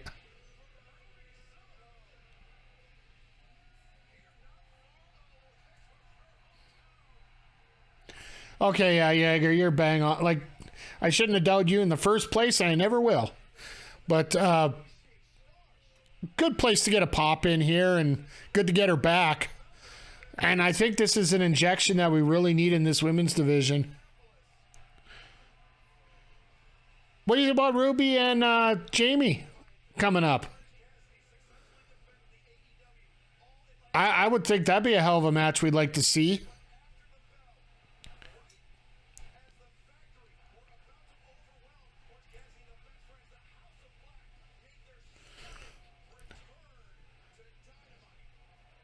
All right, House of Black back.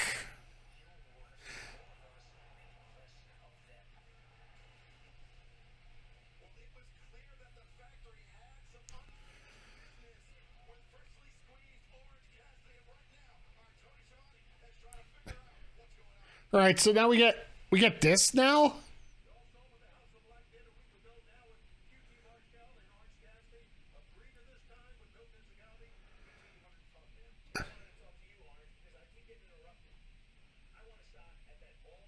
QT and Orange.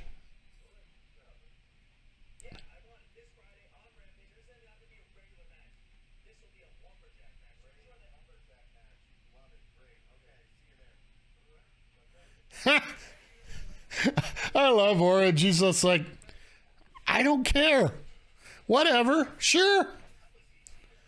So they are doing in-ring. Wow. You want to talk about having to push a show now? Because think about it. Now they got this, and then they got the main. Oh my God! What is she not wearing?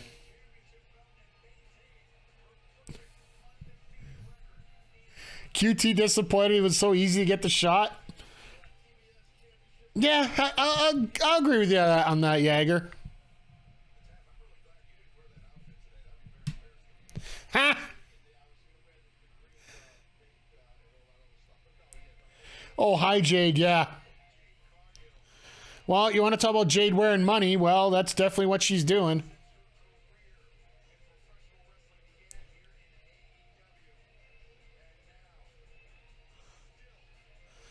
Yep.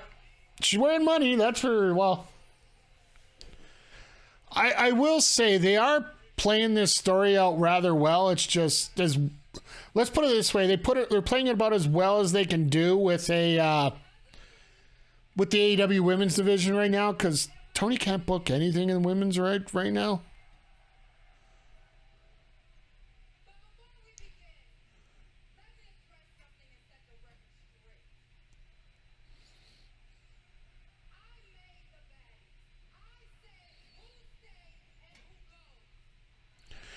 And this is where Kiera Hogan comes out and we set up our next feud.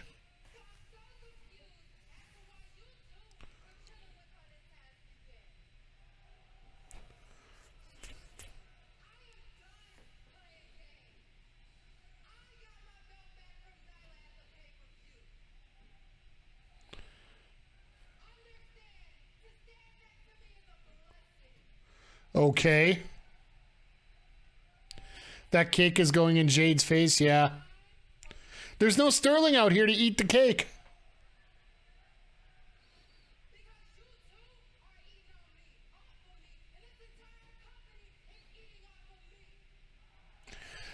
Wow.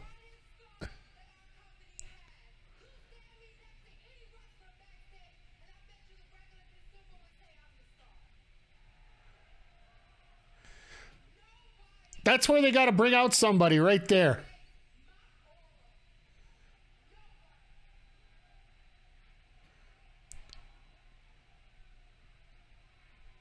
All right, come on, spit it up. Let's go.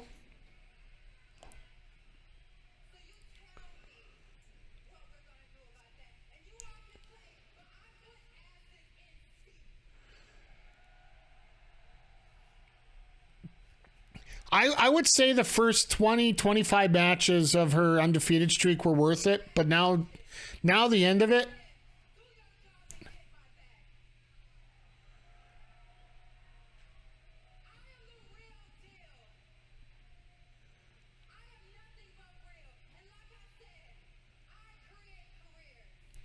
Okay.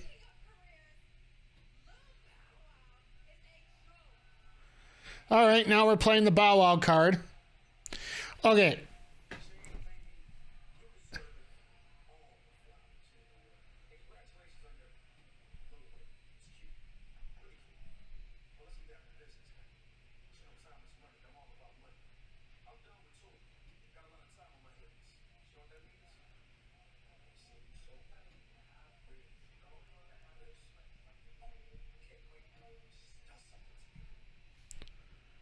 Okay.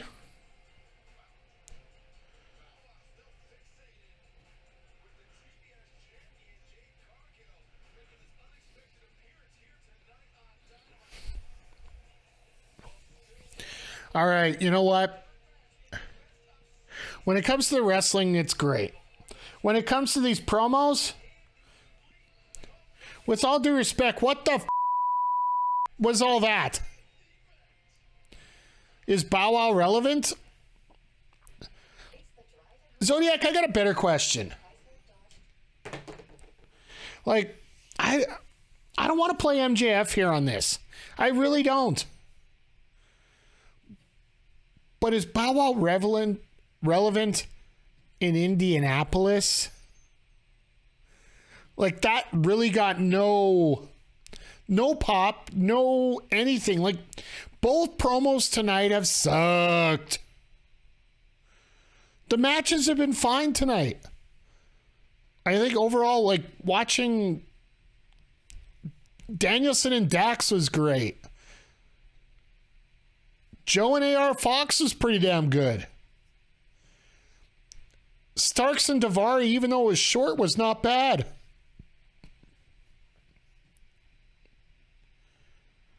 And then you got the women's match, Nightengale and J.A.S. It was decent. It was good. And we know this main event's going to be a banger. These promos suck. Let's just call a spade a spade. Those promos were horrible there. Somebody needs to rein these people in and start, helping them out with that, because I know Tony's just letting them go, but and I appreciate that bit more than what the other groups are doing when it comes to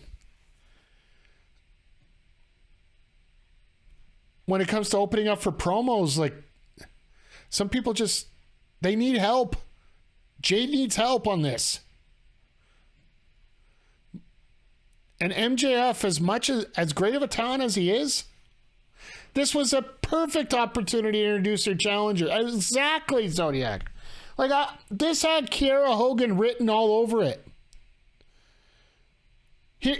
I'll do some quick booking, because you know what? Maybe that's something I'm going to work on next year, is trying to rewrite a little bit of history here and do some how I would book stuff.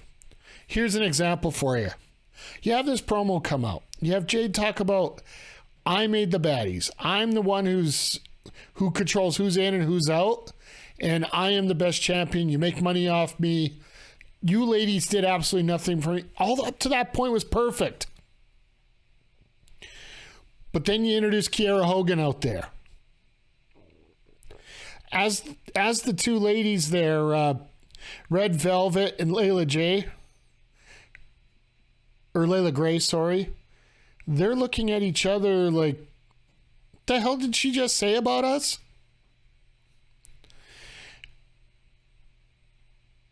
And then out there you have Kiera Hogan stepping up to Jade, and all of a sudden the baddies have decided, no, we're not getting in your way here. You two can have it out. They have a fight. End of that. Book your match. It's not that hard.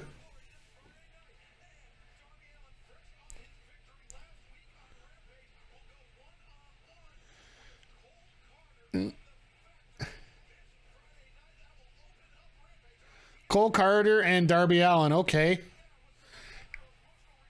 And I don't mind this Saraya sit-down stuff, a lot of the interview stuff, because she is taking her time going through a lot of the... I think she said she was going to be on a very minor schedule.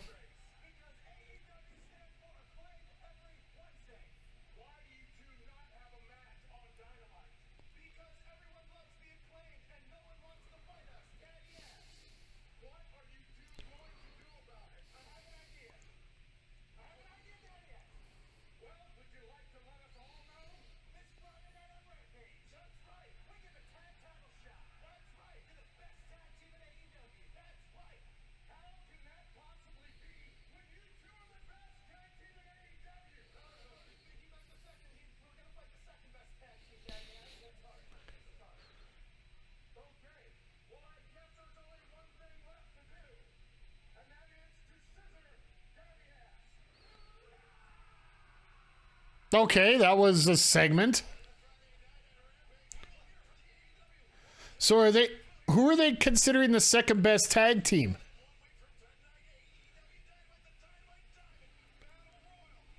All right, we got the Battle Royal coming up.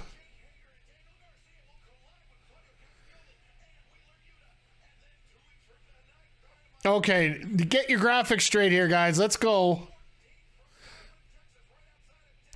AEW ain't perfect. Let's just... It's not horrible, but it's not perfect.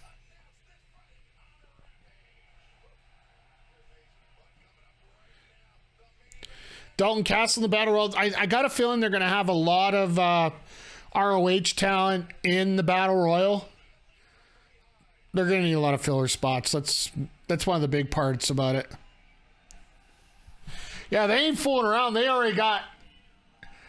They're going straight into the intros.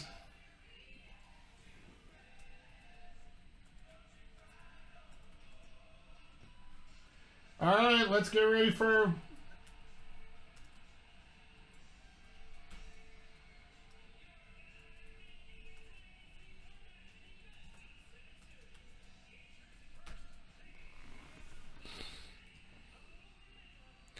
And I'll put this on for 15 minutes.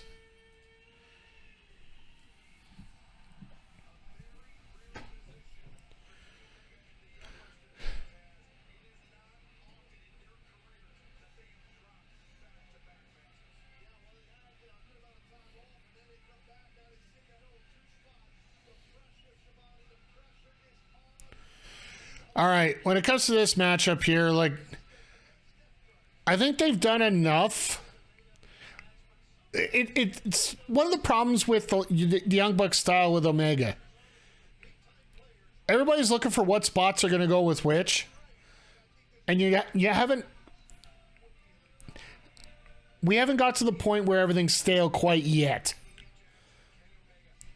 And the fact that they're down 0-2 means they're going to go down 0-3 tonight, and they're going to have a hell of a comeback next week. I would personally, if I was booking this, I would have the Bucks and Omega win this one. Just because it makes next week or 2 weeks from now a little less predictable. Because I think everybody and their dog thinks this is going to go 7.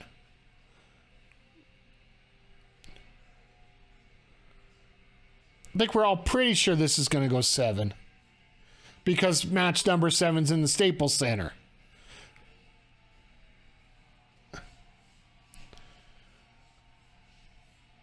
What I would do is have the Elite win this one.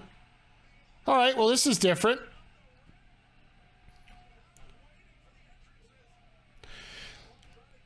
You have the Elite win this one, then you got a 2-week break.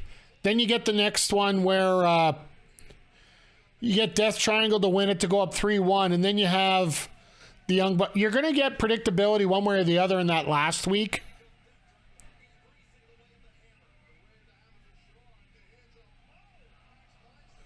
Well, that was a quick backdrop. No height, just flip.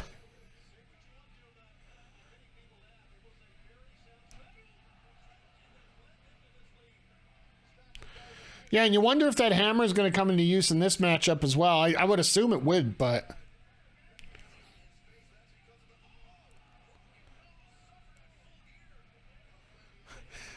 Yeah, Omega jumped a little bit too high on that one.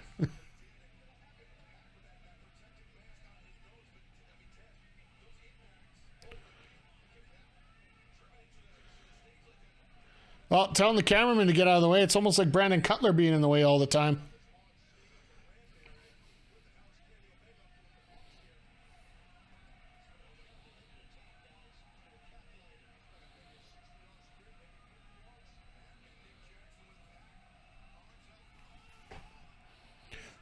Jesus. Stereo cutters on the stage. All right. You knew they were going to bring it back with some kind of spot here.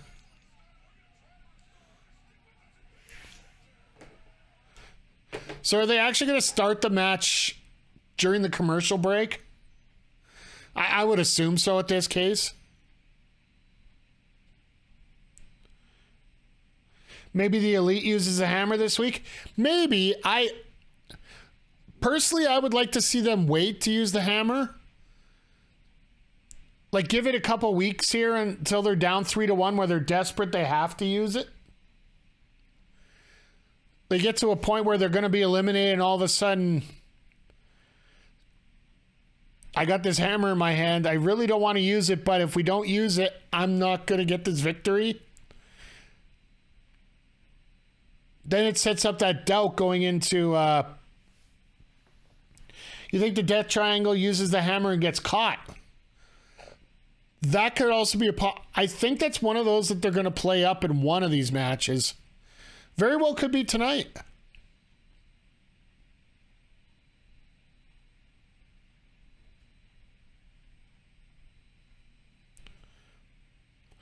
Well, that's one way to fix it when you haven't started a match yet. Nice little low blow. And another crazy commercial spot. Here we go. Jesus. Standing moonsault off the stage on the three guys. You like that a DQ win? That's why you put 2,500 points on the Elite? Fair enough.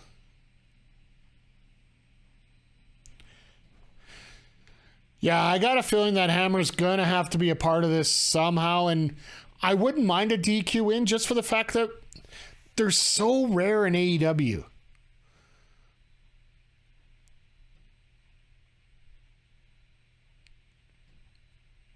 Like, I think we've seen maybe 3 or 4 tops. We haven't seen, like, they're not a constant, right?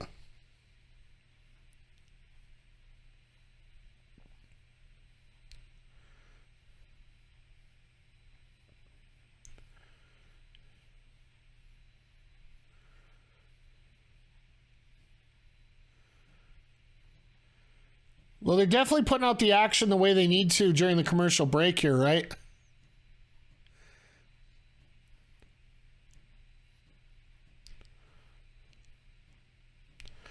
And the one thing I like the most about, like, don't get me wrong, being the Elite is a bit of a catalyst for AEW and what the Bucks do.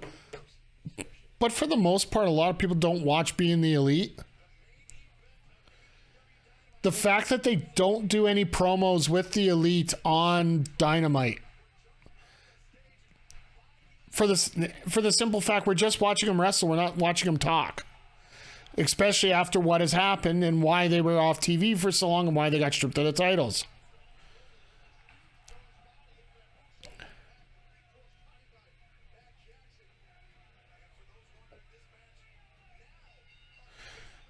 Oh, we actually got a match going on now. Threw him in, ring. Okay. Okay, instead of the dive, he goes for the double powerbomb spot. Okay.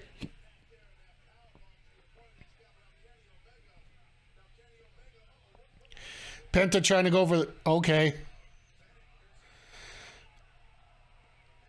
Penta going on his own. I think this is the most selling that Phoenix has done in a very long time.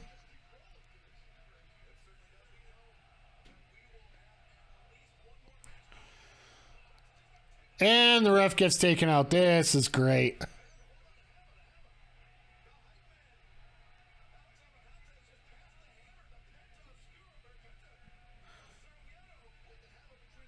Penta. Oh, screwed up on your pentas. That's not good.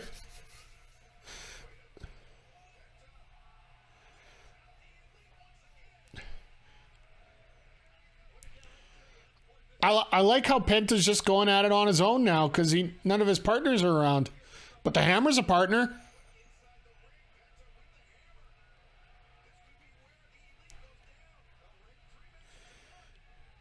And now Phoenix. That's all right. Well, the selling ended there.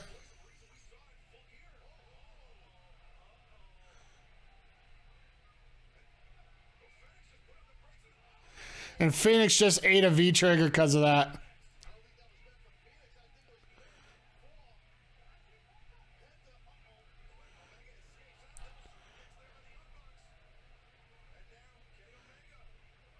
And a Snapchat. Okay, so they are telling the story of how much Phoenix doesn't want that hammer to be used, and now the referee's back into it.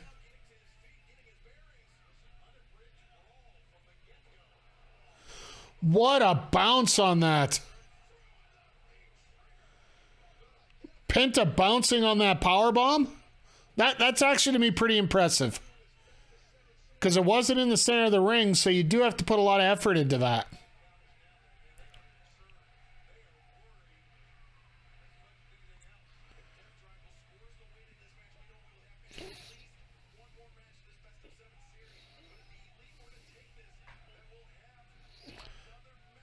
And they just said, okay. Now this match has got a little bit of a pace to it now. Like, you had that cluster of what the hell to begin with, and then it's just a series of talking, and now we're getting into these high spots everywhere.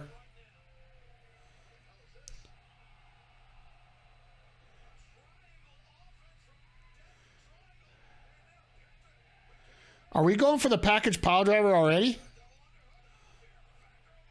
Okay, fear factor. 1, 2, 3. No. You know this match is important because Callis is at ringside. He's not a commentary tonight. So I will say that is a little bit different here from before.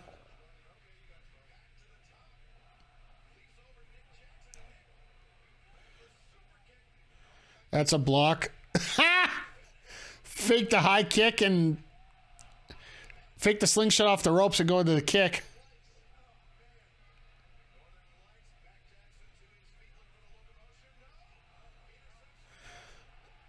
Now let's go for 2. I will say I do appreciate how once they get everything in the ring and once they got everything sort of, they got those story plot lines out of the way.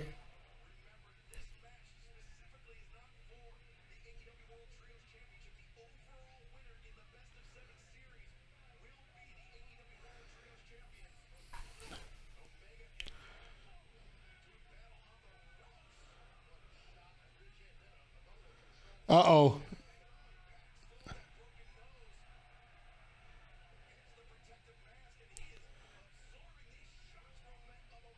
I find it funny that they... Oh, nice headbutt. Should be a DQ because he's wearing a mask, but... We've seen the standard with Cody Rhodes before. Super Falcon Arrow. Or Avalanche Falcon Arrow, whichever way you want to call it.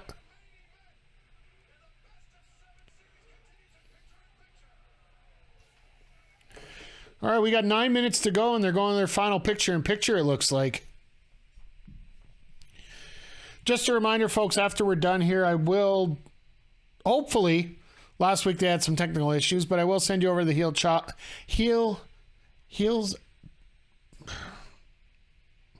Pops, and Chair Shots podcast. Wow. Sorry, I've been through for a bit of a loop today, you know. It's been, well, let's see now. Last time I honestly had somebody wish me dead tonight, so it's been maybe 15 years since that's happened. Feels weird to be a referee again tonight. If you guys are interested to see it, just message me on Twitter. I ain't giving the guy clout out here, so.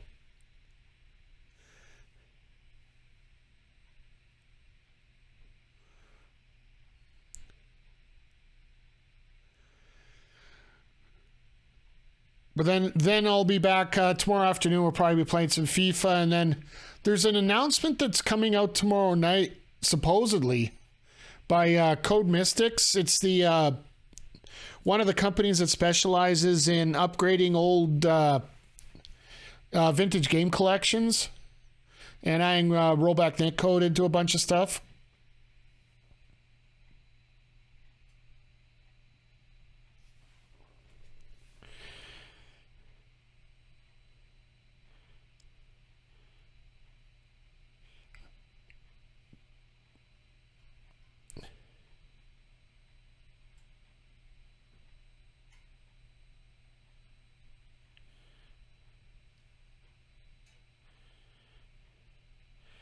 Ooh, and I'm getting more. This is great.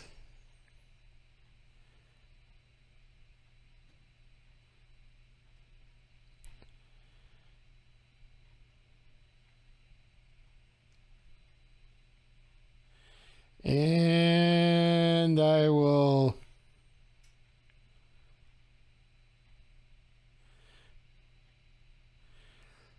Forgive me right now, I'm just reporting another tweet that came out.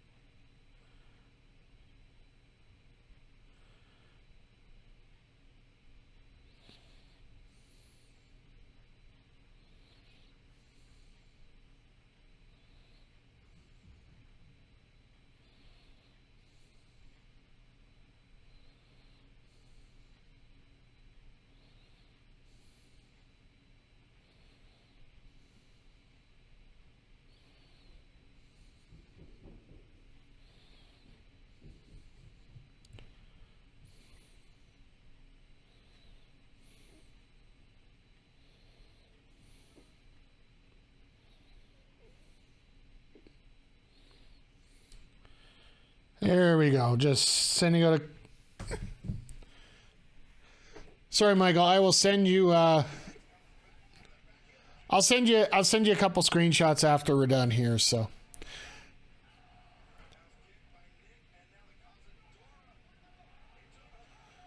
Nice reversal here. The Bucks doing their best there.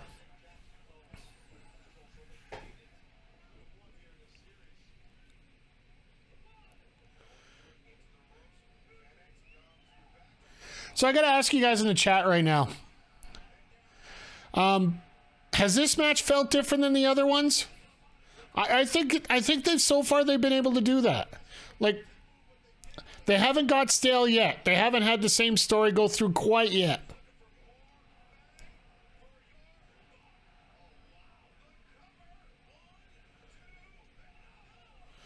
Nice break up here.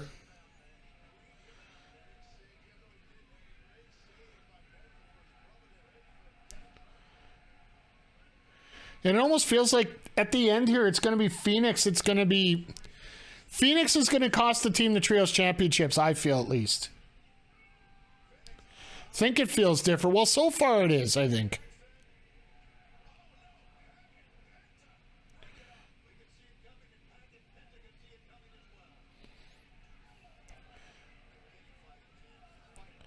And Kenny just feels like he's running on a different level here.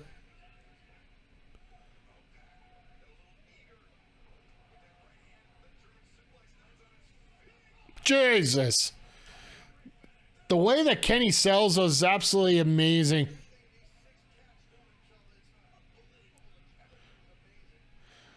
I just can't believe the Lucha Brothers are being so great. The fact it started outside the ring for so long makes it feel so different. More like Falls Count Anywhere or no DQ, yeah.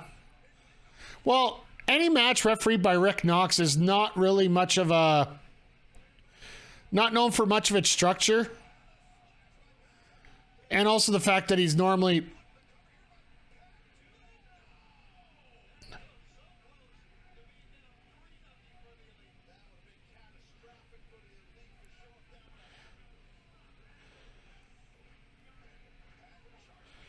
We only got about 3 minutes left here, so we're going to have to see some action quick.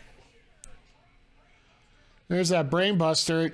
I wonder if he's going to go into the brutalizer here anytime soon. And that mask, for some reason, just does not want to fit tonight.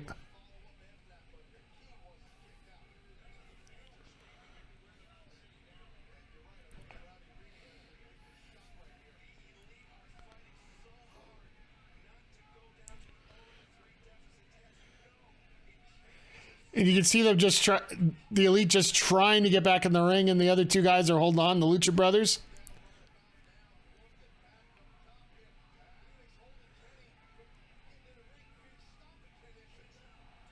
Oh, in the knees. Right into the broken face.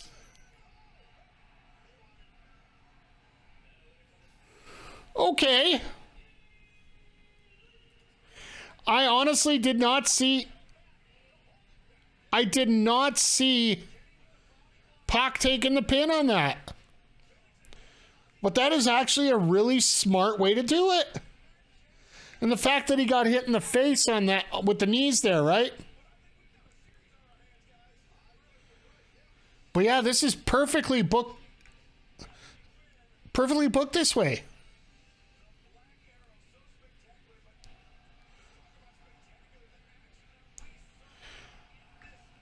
So they actually got it in under time, and they actually told a pretty decent story here tonight. So nice cross body. Yeah, right there, like you see on the replay, right into the mask, the knees right into the face. And we got a hell of a victory there. So now they get a week off because the Dynamite Diamond ring has to open and close the show. So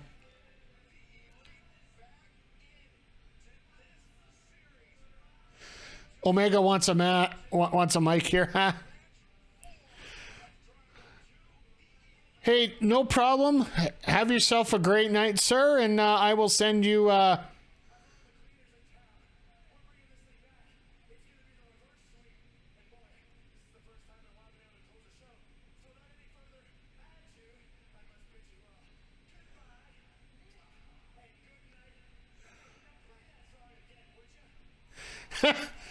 all right.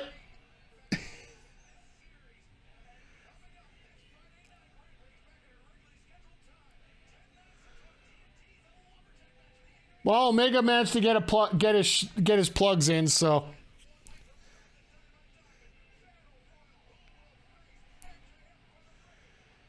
good way to finish off Dynamite here, even if it is predictable. Hey, Jaron, how are you doing here tonight, my friend?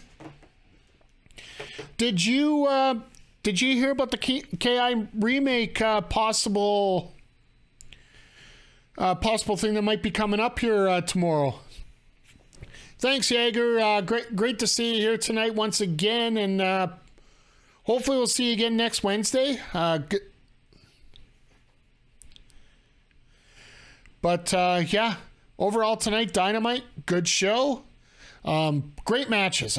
I'm saying good show, not great show. The matches were great. Like everything involved there. Even the quick one with Ricky Starks and Ariya Davari, it had a purpose. It went quick. We moved on. Pretty decent there. Willow Nightengale and a J.A.S. Willow gets the victory, makes herself look strong, gives us a possibility of her being the next person to take on the winner of Mercedes Martinez and Athena after ROH Final Battle. And then, the main event was great as always.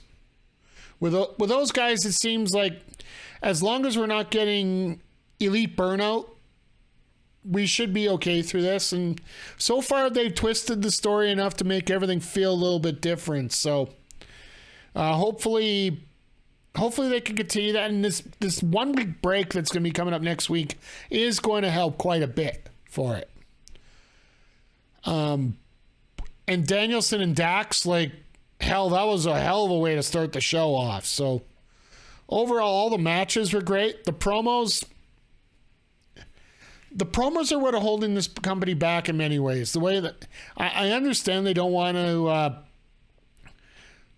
handhold on these promos, but MJF's got to get a little tighter here. We only got 2 hours of TV, and he's just milking it. He's always been milking it for a few extra minutes compared to what you want to see. And the fact that he talks about being the guy that everybody allows to, that all these fans are going to come and turn the TV and that everybody's going to come back and return.